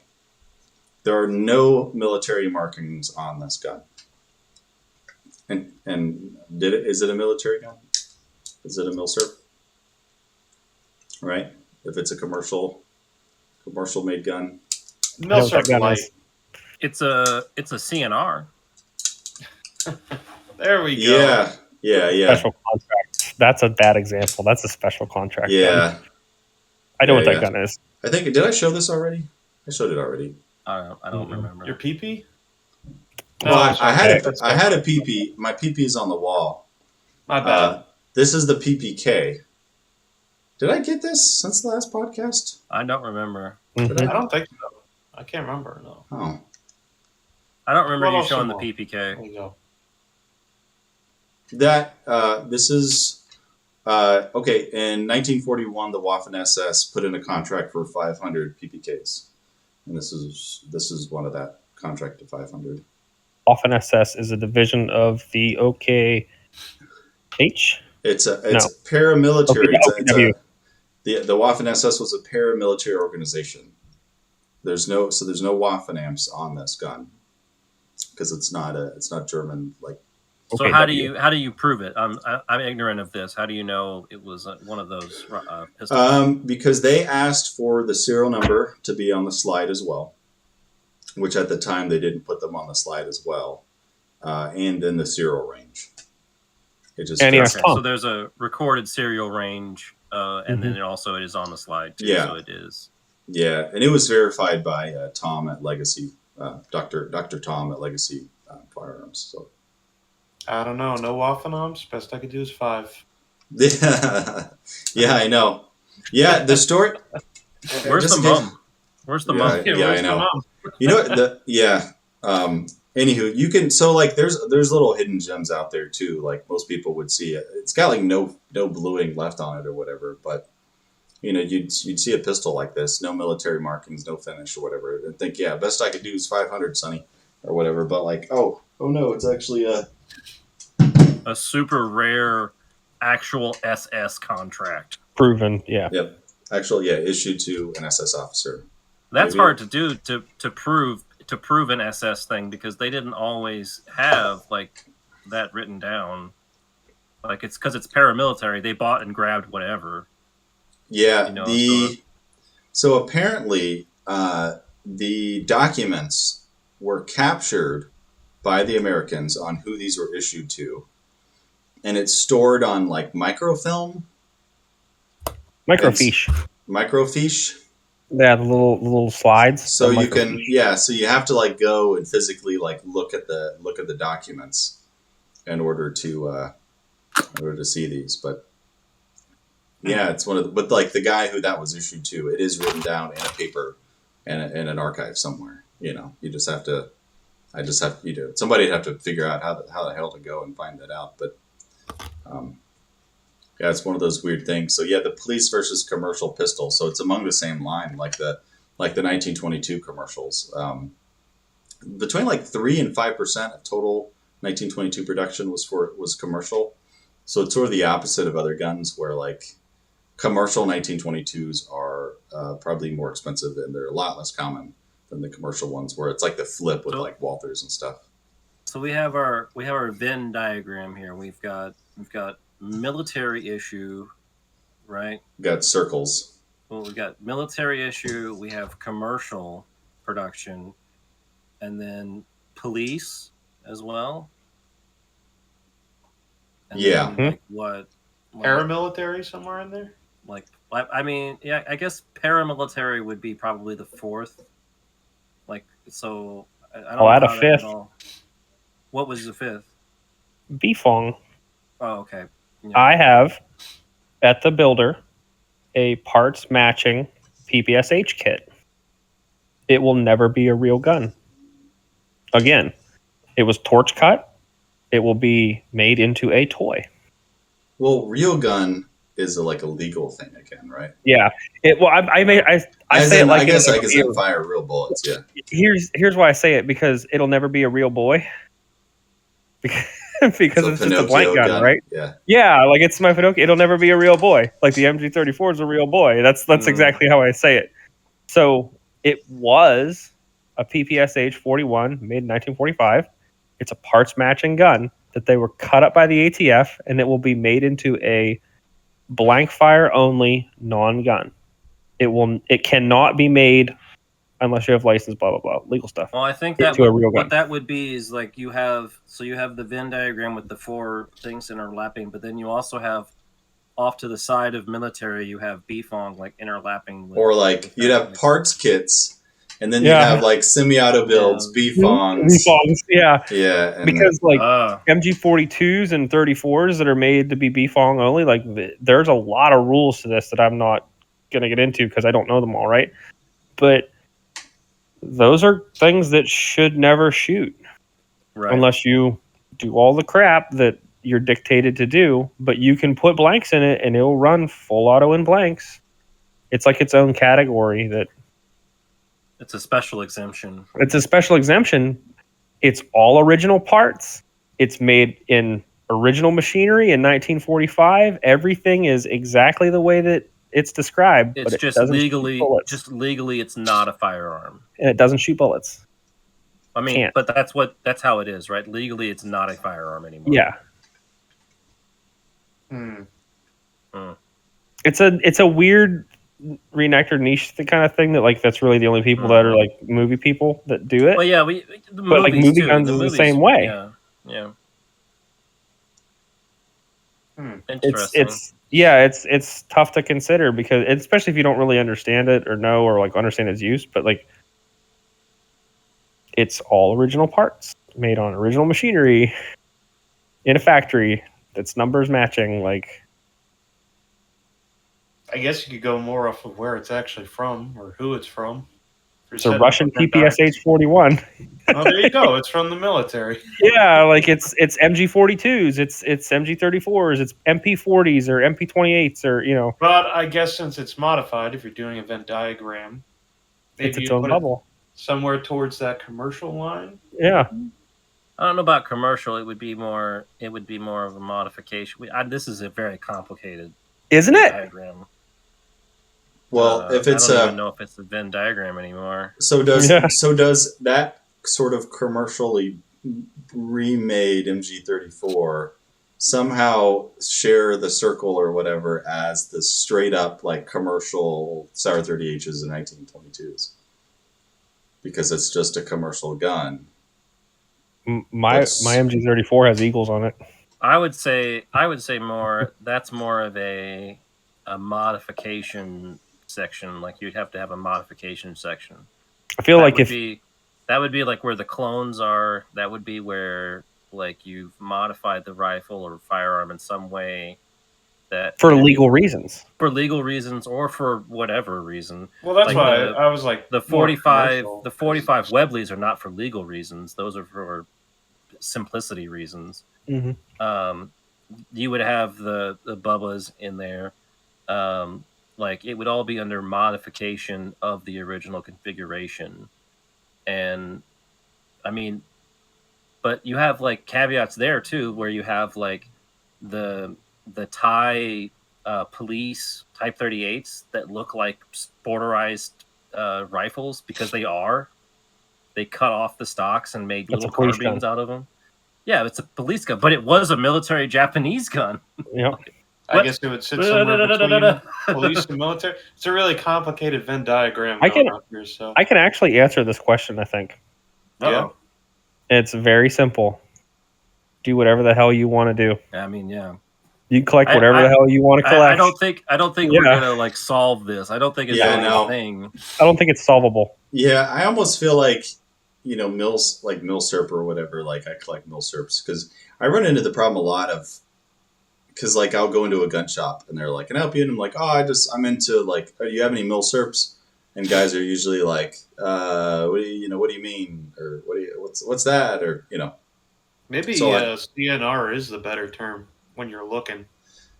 Yeah, there's a lot of older stuff in there, and then it tends to be military anyway. So yeah, but it does sort of fit better because it kind of fits the older stuff, but to the gun shops, I don't think CNR is a real FFL, that it doesn't really do anything for them. You got anything with wood on it? The thing that I say, let's keep it real, Joe. I always say old military guns. I say old military looking guns because you can at least say looking, and then they're like, "Oh yeah, we had this old looking gun," and then they'll show you a 1922. Is it a Milsurp? Is it police? Is it commercial? Who gives a shit? They understood what I wanted, And that's also $3,000. Yes. Well, we looked it up on Gunbroker, and that's what they're listing them right now. Some of these were selling for $1,500. That marked this one at $13.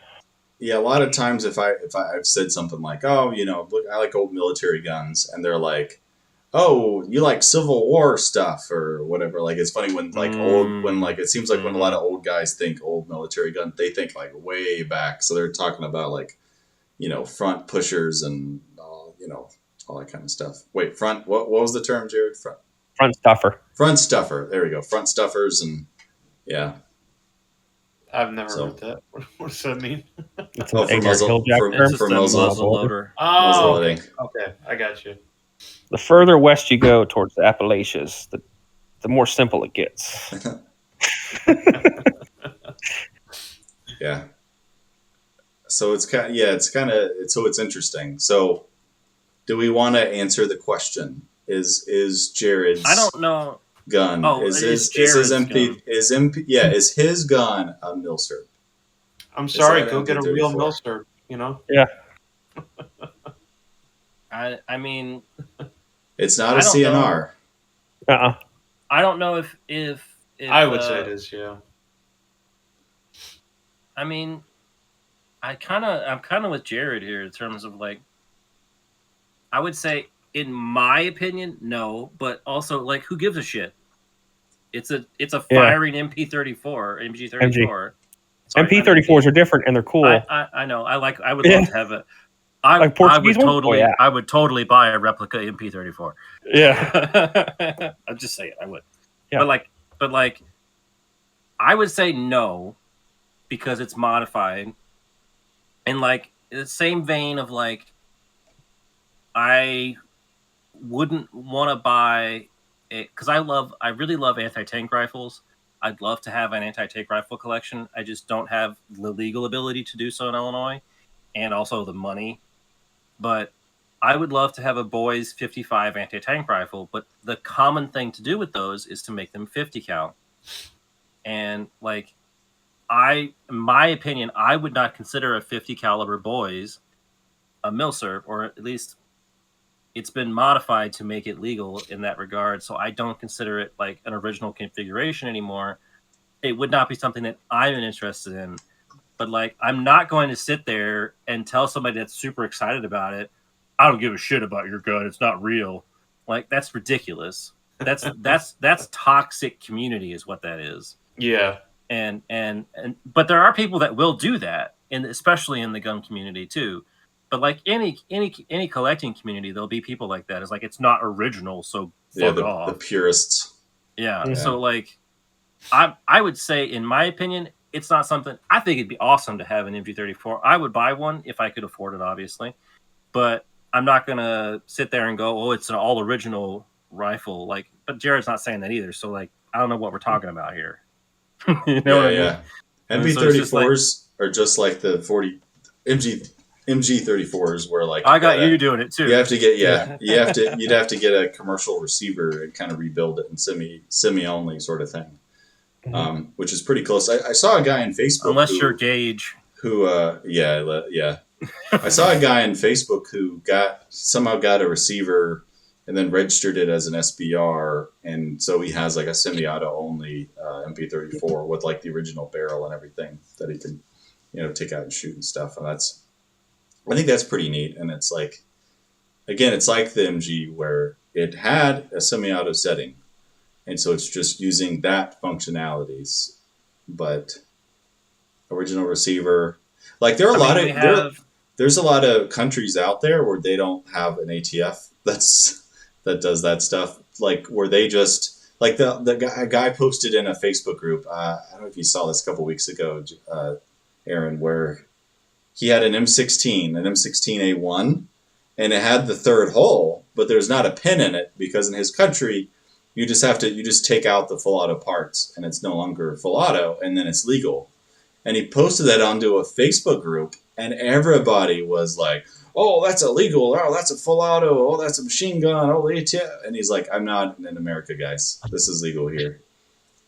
But like all the Americans, like, sorry, I have freedom. I know all these like cucked Americans are in this group. Like, "Oh, you can't have that."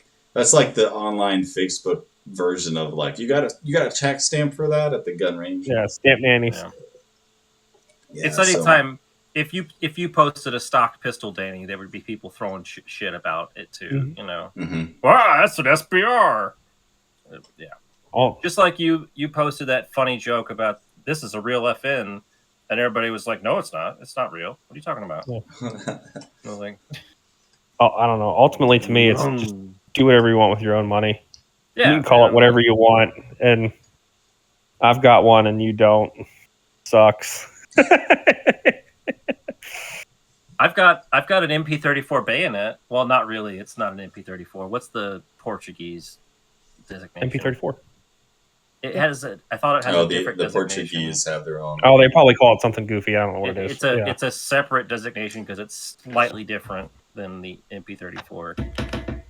But I have that bayonet, so I have a very obscure bayonet. Okay. Yeah. Yeah. So you'll need the 34 to go with it then. I think a lot of the 34 but it's not a parts 34. It's a special thing. Yeah. I think a lot of the 34s I've seen are like Portuguese marked. They are. Well, the Portuguese bought them. They had a major contract. You can get them on IMA. They have an aluminum receiver. They're $2,850 or $2,850. Wait, what? Just the receiver? No, the whole thing with an aluminum receiver that's not drilled out. Yeah, so it's like a display. It's a display thing. So, yeah. IMA MP34. Let's see. It's not like we were looking at these yesterday. You got a frog in your pocket? No, it was me and another guy. Let's see. Oh yeah, 25. Oh yeah, 42. How do you? It's an MP34. Oh, with the umlauts? Yeah, the O with the umlauts is pronounced U. Yeah. U. Österreich. Österreich, yeah. The Portuguese version is the M942. Oh wow, a lot of originality there with the old 937 and the 942 because they're all made in 1942. I almost said that. I swear. Yeah, man. A lot of thought went into the naming of these. When did they buy them? You think, guys? Yeah. They'll see because there was also an M935 and an M938. Yeah. So the M935 was a 45 ACP version of the MP34.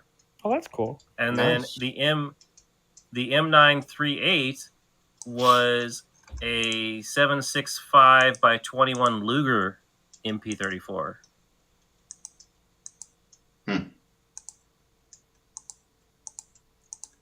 Man, the MP34s are just so sexy looking. That era of guns with all like the milled parts and the ventilated steel is just. They were called like they were called like high. It was highly like, yeah, nicknamed the Rolls Royce of submachine guns because it was like very best quality, highest possible finish possible. Like these were very well made. Yeah, but it was also fucking expensive. Oh, of course, yeah. I think my favorite part of the MP34 is the built-in mag loader. It's got like the stripper clip guide built into like the top of the mag well. So you take the mag and you stick it like up through it, and then you could take the stripper clips to load the mags, which is super handy on a gun.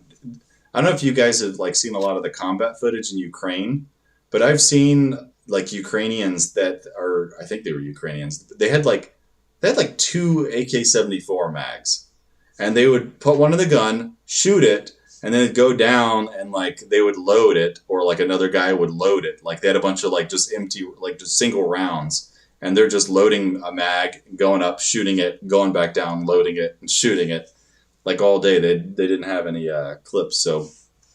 I saw one recently where they were in the trenches and the guy was just doing nothing but loading for the other guy who was fighting. Yeah.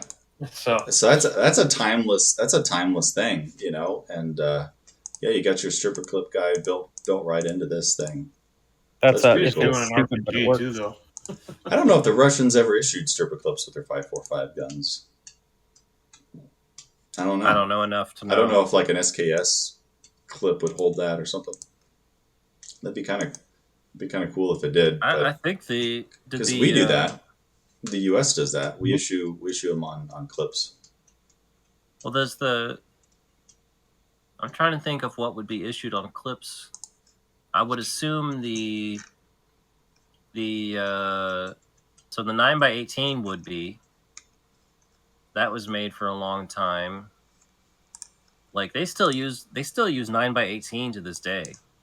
Mm-hmm. It's a good round. They have like submachine guns they use. 380 plus P is really good. Yeah. And then wrong. Makarov. Yeah. It's 380 plus P plus essentially. It's disgusting. You're disgusting. Stop talking. It's not even close to 9mm para at all.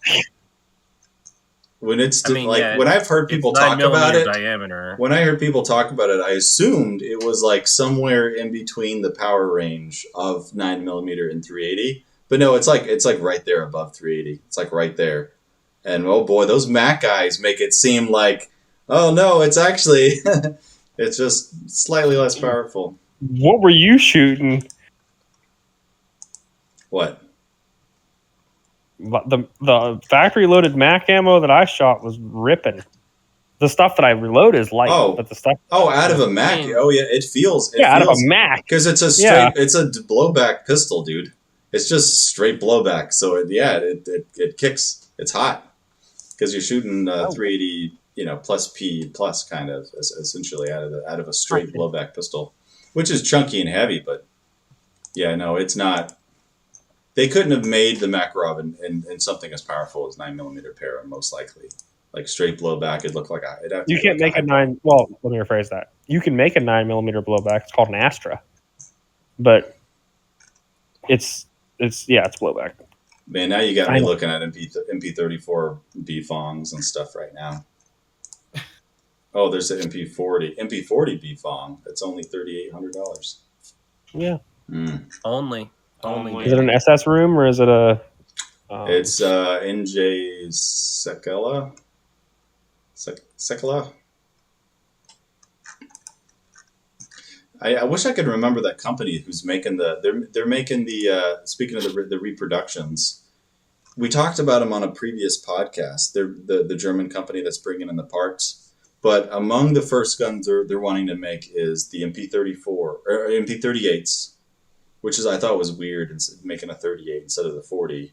Yeah, and they're making the MKB42, which I'm most excited for.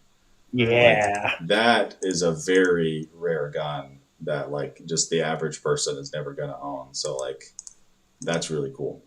And they're shipping them in kits, you said? But no, I mean they've already done that. People are already buying the kits. They're the MP40 kits and the MP44 kits or / STG44 kits already exist. People were already buying them and stuff. I forgot how much they were, but they might be sold out by now. But they were sending just the parts kits here, and then they're also gonna get with the gun company in Kentucky to make the full guns, and those are gonna look like the originals, which is the key, because the HMG the Palmetto guns, they don't even look like the original ones. Like the lowers, it doesn't have the lowers look. Unfortunately, on the HMGs, the lowers are just off, and because of the manufacturing techniques that they went with or whatever, it wasn't deemed possible or viable or whatever. So like, I'm not knocking on them for not having it perfect, but I don't know, Kraut Space Magic, they're somehow able to do it with these new ones. So I know you could buy some in 22. Those are. Oh yeah, no. GSG. Yeah, GSG. Yeah, those are very common. I remember when they came out, a lot of guys seemed really excited for those. Stop the importation of those? I thought I heard they stopped the importation of those. Did they, or did they just stop being bought? I don't know. I don't remember. I thought I heard something about those were being stopped from being imported. I mean, I think they're still all over Gunbroker if you look, but I don't know. Oh, okay, here we go. I think I found it. DKProductionGroup.com. That's it. Yeah, DK Production. I knew when I heard it, I would recognize it. DK Production. Where's their website? Okay, here we go. Yeah. And so they're partnering with Sports System Dietrich of Germany. So if you're listening to this, I highly recommend going to this website and or contacting them and telling them that you are excited as shit like I am and want one of these real bad. Oh man, they have STG44 flats now. Receiver flats. Oh. That's exciting. MP44 they have an op rod. They have a bunch of parts. The reproduction magazines. So GSG is selling MP40s right now on Gunbroker. They're new made, single shot. They're listed as, they don't have a stock. Oh yeah. So they're listed as pistols. Yeah, they came out with those. That's like, I'll be right back. Milsurp. Okay. No, those are all original. New manufacturer. I mean, yeah. I mean, all new manufacturer. But like again, I think this receiver, this STG44 flat receiver on this that I'm looking at here, it looks like the real one. It's These are really cheap. It's made in Germany. It's an STG44 receiver made in Germany. It is cool. You got a link on that? These GSG MP40s are really cheap. Yeah, here, I'll send it into the $600.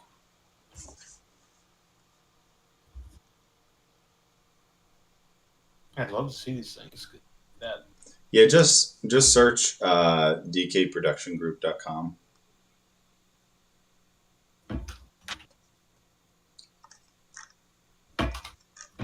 Yeah, I bought it.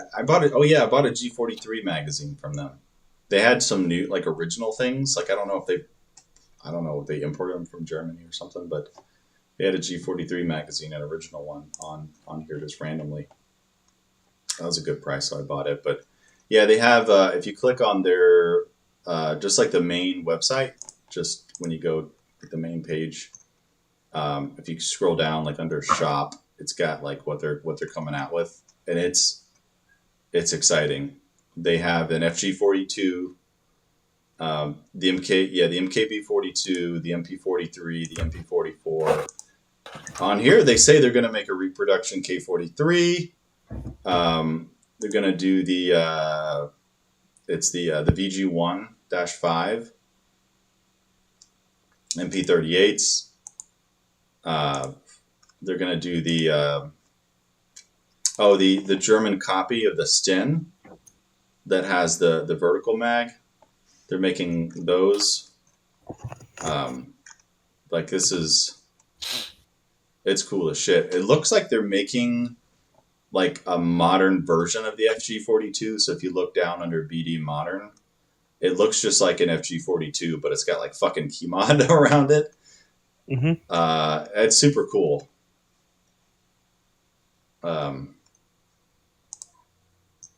I'm guessing as of now, like there's no buy it now or anything like that. But okay, I just clicked on one. It's called the SG13. Looks just like an FG42, but like M-lock and everything on it.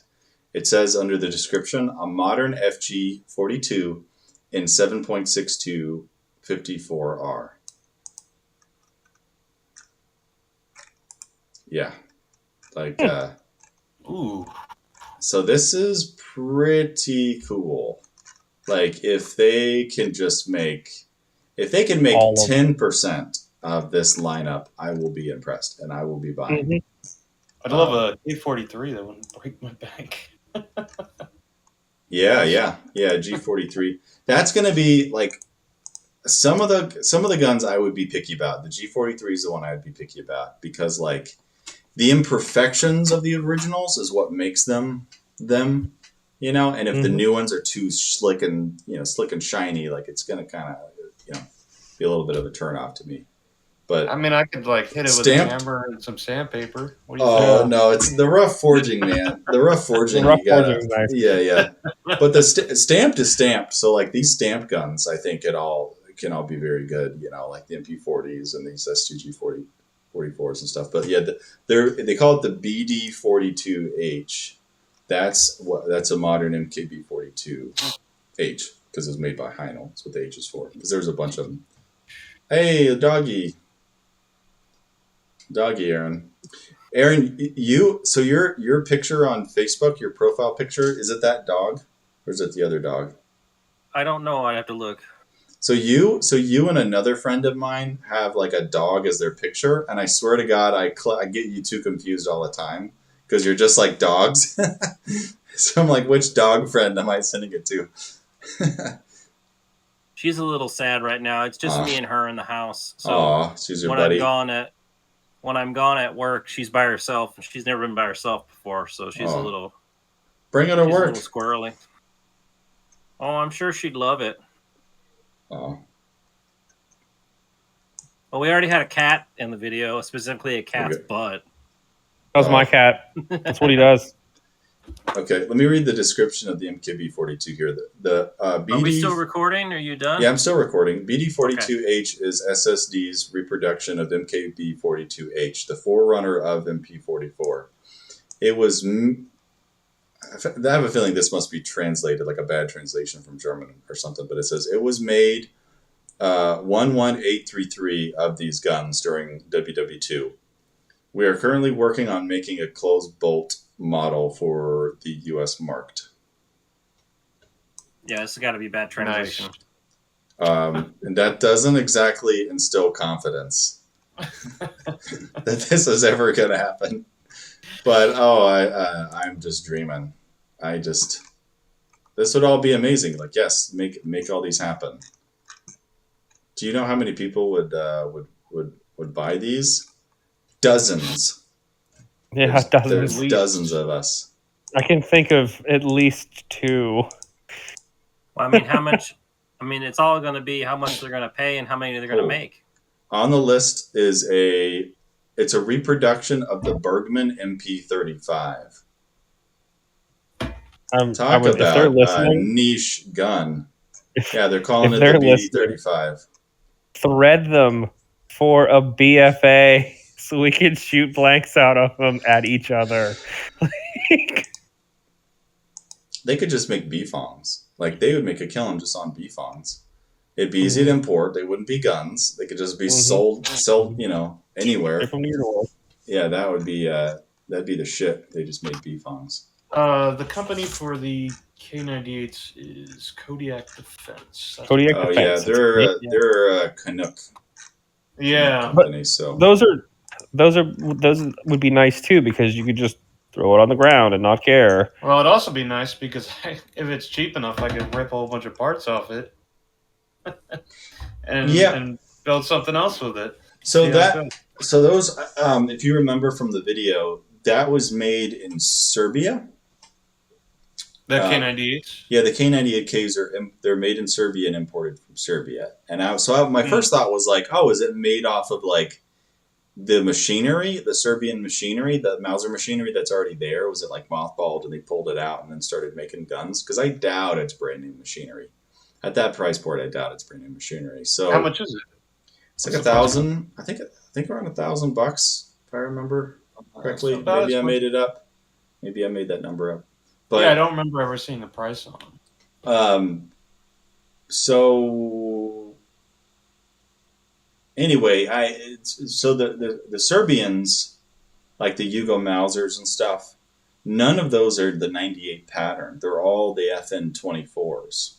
Yeah, I've got an M48 behind me. Yeah, so the for the people listening that don't know, so the M48s, they're like the intermediate action. It's a proprietary length action that FN came out with on their FN24s because they thought it'd be a good idea. We'll make a slightly shorter action. Well, nobody really liked it. Everybody wanted to stick with kind of the standard out there, which was the German 98 length action, because so my point is with the Kodiak K98K.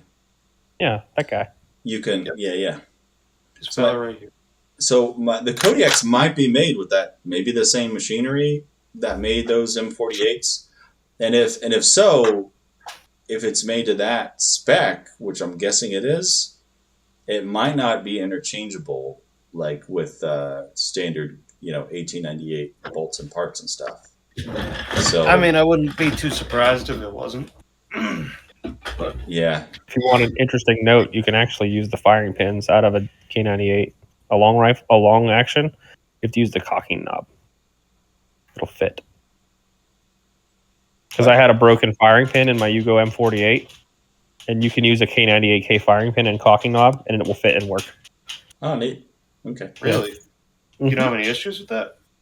No, I shot mine live. Before I got... I ended up finding a firing pin for it that was the actual M48 firing pin.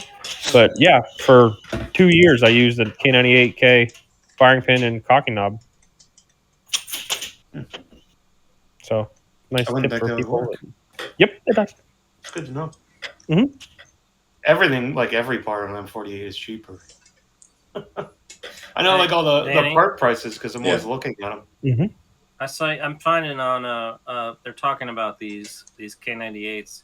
So they are saying they're from Serbia. They have not clarified what that means. They just have said they're coming from Serbia. So there's people discussing, like, are they new old stock? Are they all new? Is it built off the original machinery? Because about the only major arms manufacturer that could do something like this would probably have to be Zastava. Mm-hmm. So, but Zastava's not said anything. So it's like, where are these coming from? They've not clarified. So the K98 reproductions, they've not clarified where those are coming from, except that it's Serbia. Yeah, it's kind of a mystery.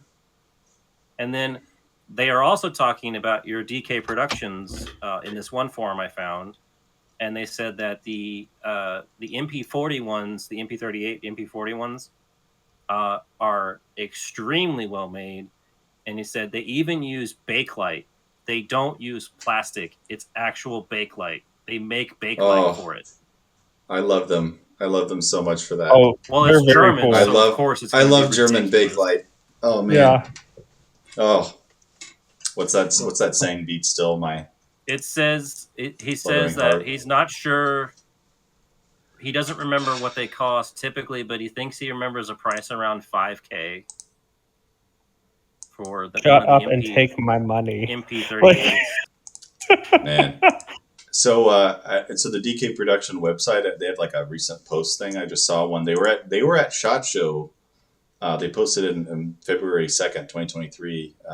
That they'll be in SHOT. Then the show of shows in Louisville. Sorry, not SHOT Show. So show of shows. I'm assuming these are sold as pistols, then, right? Yeah, the one in the picture does not have a stock on it. So these are most likely just a pistol, and you fucking deal with it. But yeah, it's in the MP38 in the picture. It looks fucking good. It looks new, like it's clean and everything. Well, they do have some with stocks on them. It looks like maybe those would be sold as SBRs. Take your tax stamp, yeah.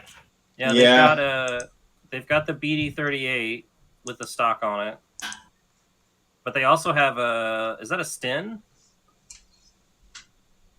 Oh, it's the Sten copy. Frick. I just mentioned that ridiculous. Yeah, okay, this is really obscure crap. Yeah, like I said, digging up here. Like I said, with that Bergman MP35 and stuff, is like, yeah, that's some really niche things. Like, who's gonna buy a reproduction German last ditch copy of the Sten? Yeah, this is the MP3008. The Volkssturm guys. Yeah. Who is this for? The Volkssturm guys. Oh yeah. So here's a they have a parts kit. They also sell the parts kits for the other Volkssturm rifles. Yeah. So these parts kits are like kind of the only game in town for really like if who doesn't want an MP44, right? But if you want an MP44, like what do you do? You buy a parts kit and maybe find somebody like an original part kit and maybe find somebody to make you a receiver or whatever. You keep waiting for your HMG, or maybe you get one of these parts kits. This says the price of the 44 kits will be $4,000 with with the receiver blank, or $3,800 without the blank. So $200 for a piece of metal. So $400 or $4,000 for basically an MP44 that just needs some, I guess it needs a barrel and some gunsmithing, and that's not crazy. That's not out of super far. Though, Danny, I'm thinking about this. I kind of understand them picking obscure stuff too, because it's like these will be bought by the people that have the money to pay the $4,000 to $5,000, but they can't find an original rifle. Like, they don't exist. You know what I mean? Yeah, they don't exist, or you can't afford a $20,000 gun. This is the next best thing. And they're doing the next best thing. Like, you're right. It's a very niche market, but it exists. It's exactly the same as the 34 that I have. I don't have $100,000. You're looking at it right now, Danny. You're a target for this right here, because you're like, I can't afford an original MP40, but yeah, an original MP40 is $20,000 plus, depending. Well, you also have to get the stamp and everything like that. And I want, right? If I get a reproduction or like a parts kit build MP44, like I want one that can take the original MP44 magazines. It's kind of the thing I want. So like, I get how cool it is to have an MP44 that's capable of being chambered in like 5.56 and stuff. And yeah, you could shoot that a lot more. And I think the idea of coming out with like what would Stoner do, but for like the MP44, like totally modernize an MP44, like pretend like the Germans won and they kept the MP44 forever and like modernize it like throughout the years or whatever, like something like that. It's kind of a neat idea to kind of play around with, but make it take Glock mags. Oh man. Okay, they have a post from July 16th, 2022. This is the first US made MP38 semi-auto pistol. These will go out to dealers very soon. So they're making MP38 pistols as of July 16th, 2022. So I'm kind of looking at that K98 reproduction. There's only like one video on it. Yeah. But you could see some small things that are a little wrong, like the front barrel band doesn't quite fit right on like their display piece. Like it's a little too far back on the barrel. You can see way too much of the bayonet lug up front. And then like if you look at the bolt, the whole bolt handle's pretty different. Like it's polished, smooth, and the shape's pretty wrong. I think it's bent a little more straight down, so it's probably like M48 angle.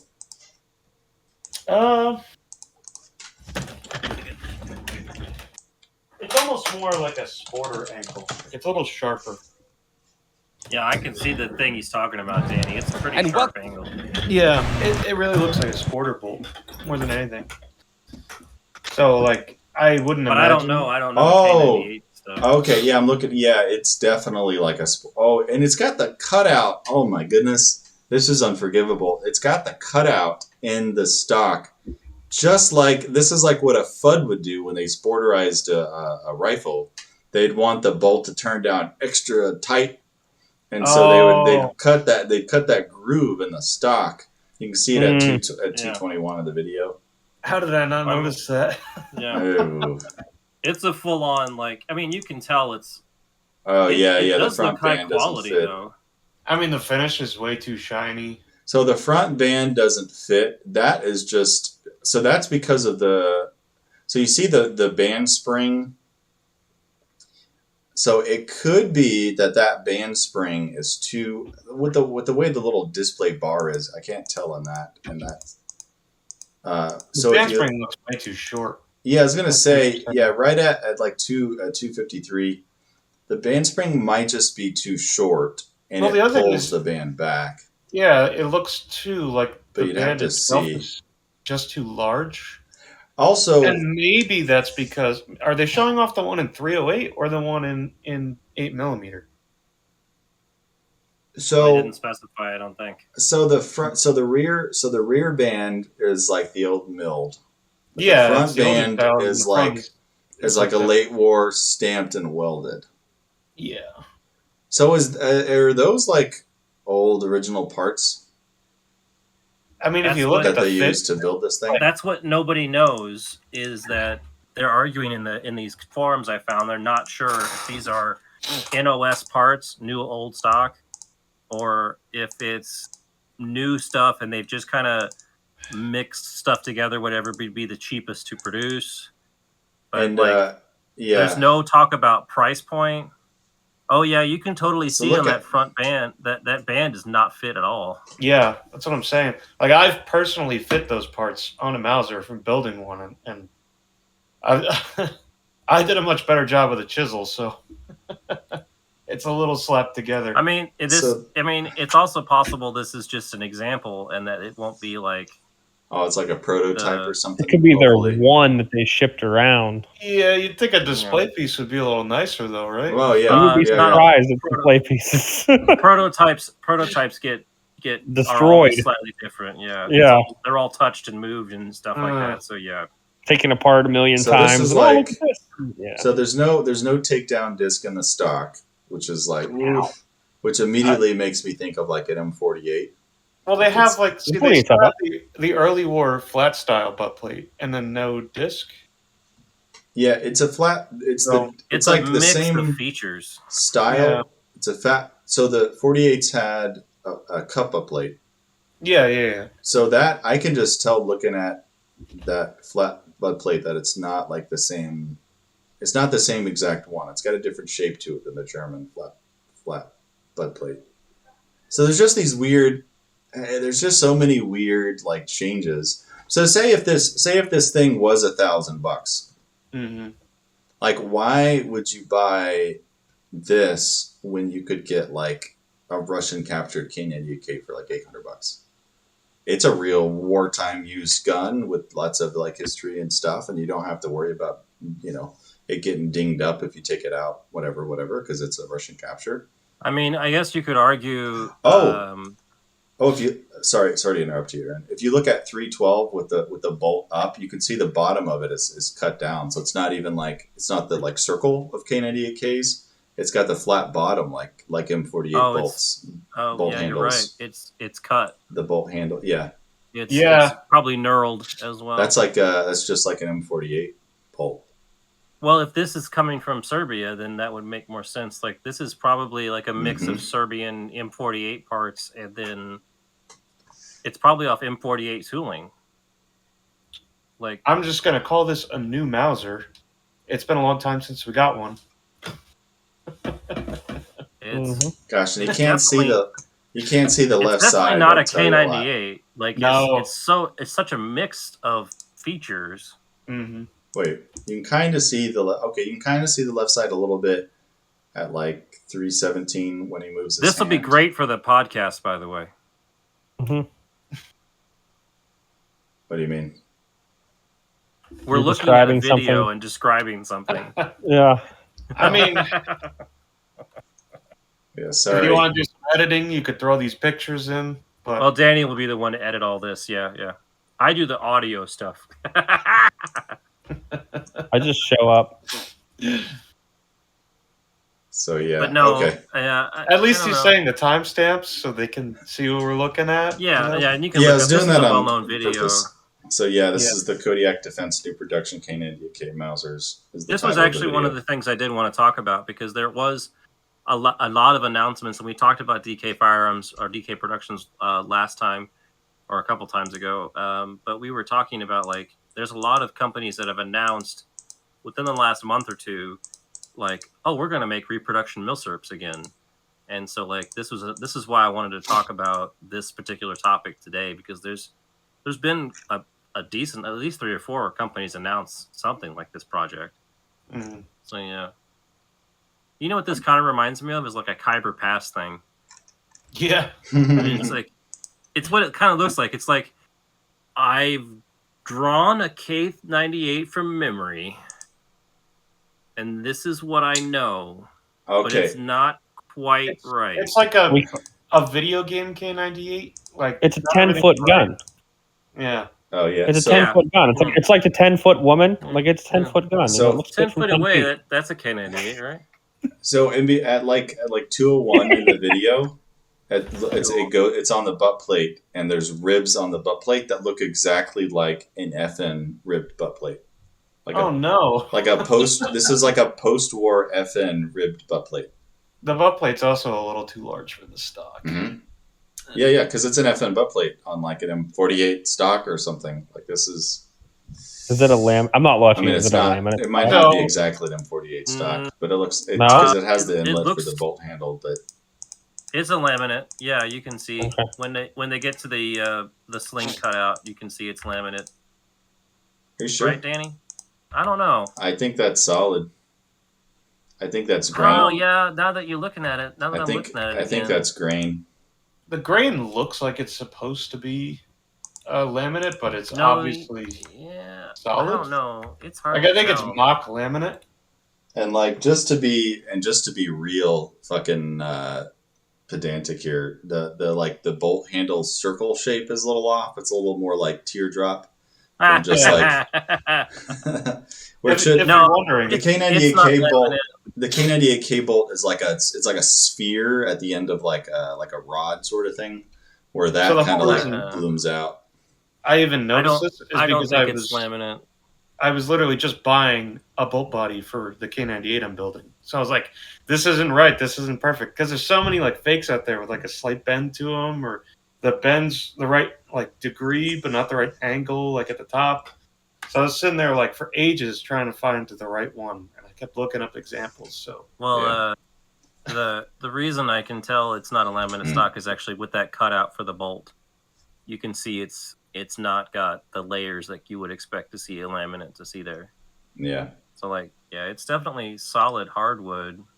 Which makes sense because laminate wood is expensive. Yeah, I mean, I'm curious what the price point will be for something like this. I wouldn't be surprised if it's around 1,000 or more. Yeah, I wouldn't. I don't know why I thought 1,000, but I just really think it's going to be about 1,000. I bet a bunch of people will buy it. So you know what I can kind of see from the receiver looking really close? I'm at 239 in the video. So when I personally re-blue things, sometimes you get a little bit of like micro pitting on them. And if you look real close at that receiver, you could see it on the feed ramp and the top. There's like these little micro pits on there. Oh, like to the left of the serial? Yeah, to the left of the serial. And then if you look at the feed ramp, off of the follower, you could see it a lot there. So it looks almost like they took some and scrubbed them and then re-blued them. Yeah. Is that serial 100,036? Yeah.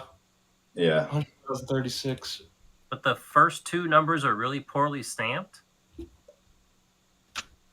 Like it's the 1 and the 0 is really badly stamped. Like if you look at 237, like you can barely see the first two numbers.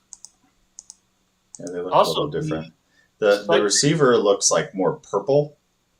Like when it was blued. It's definitely purple. What was that? I forgot the process of why like extractors are purple on K98Ks. It's something to do with the bluing, like the left end too long or something, or the metal composition or whatever. I don't know. But the receiver ring on these are like more purple, where like the barrel's like the deep blackish blue. If you go to 243, you can also see the entire site base assembly is different. It's not a K98 site base. Oh. Those things are real like Franken slapped together. That's why I said it's sure? It's hyper packed. Yeah, no, because if you look, so like it's got the ring, but the actual piece that sits in there, it's flat. Yeah, it's wrong. It's flat. Yeah, the K90K does ramp a little bit. Wait, or at least it looks flat. It looks flat for sure. Yeah. How would that work as a site if it's flat? It needs to be ramped. Huh. Right? Yeah. There needs to be an incline there, otherwise that doesn't work. Fantastic. It is just that. That's just fucking there as decoration. Don't actually use the site. It might be. Holy fuck. That's good. It might just be the angle of the video, but that looks flat. I'm going to call Oopsie Daisies in that one. Oh, boy. Shit. Yeah, that's okay. Damn. Gonna have to pass on this one, lads. Unless it's real cheap, but like, dude, you can get K98Ks, like, reused, reissued, whatever. To in their defense, and I'll argue this, we don't know what they're made from. We don't know how they're making them or whatever. It's like, so this is all just speculation, obviously. But if this is all new production, maybe off original tooling, but if this is new production, then in their defense, I could see somebody buying one of these and being like, well, I know this is safe to shoot because it's brand new. I don't have to worry about this is a Milsurp that we don't know the history of what it was used, what was used in it, what's been done to it, that kind of thing. I could see that argument being made. Now, whatever, take that for what you will, but somebody, that could be a valid argument for somebody. Now, that depends on the price point. If these are $2,000, then what the fuck? But if these are like $600, then I could be like, yeah, okay. If there's $600, I'll take back a lot of the things I said. I'd be okay. They're also in 308. The other, that's about to say the other option is they're in 308 too. So like that's like, and there are some K98s in 308 that Israeli ones, but they're not $500, $600 anymore. Yeah, no. And then you also run the issue. I've seen a lot of the Israeli K98s that are rough.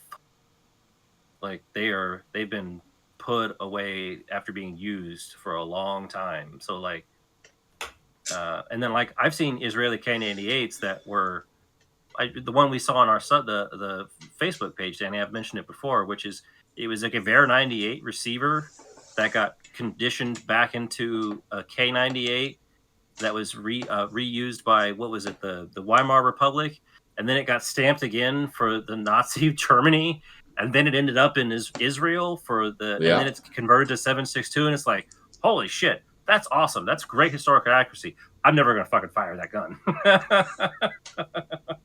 That thing was built in 1914, 1915, and it's been through a lot. The K98 I just built was on a 1917 receiver, Danzig. So right, but like, I don't know. Yeah, like, I get yours. There's a lot of hesitation. Like, I don't know. I'm a shooter. I don't know. Yeah. I don't. You know what you could use? You could use Turkish surplus in it. Oh, I think. Yeah,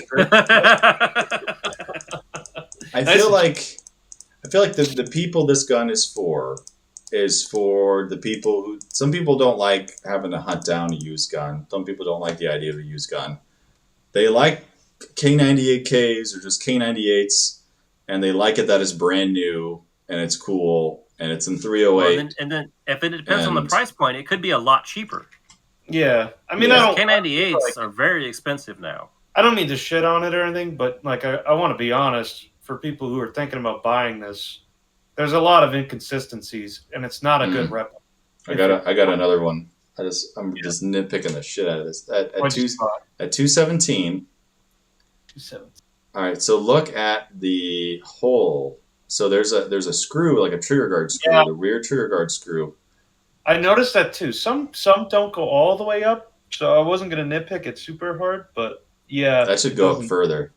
It should That's go weird. further. Yeah, you shouldn't see the threads. It's either the screw is too short or something. So this just screams to me a slap together prototype. This is what this screams to me. If you look too, the bluing on the safety is different than the pull tab. Yeah, I noticed that too.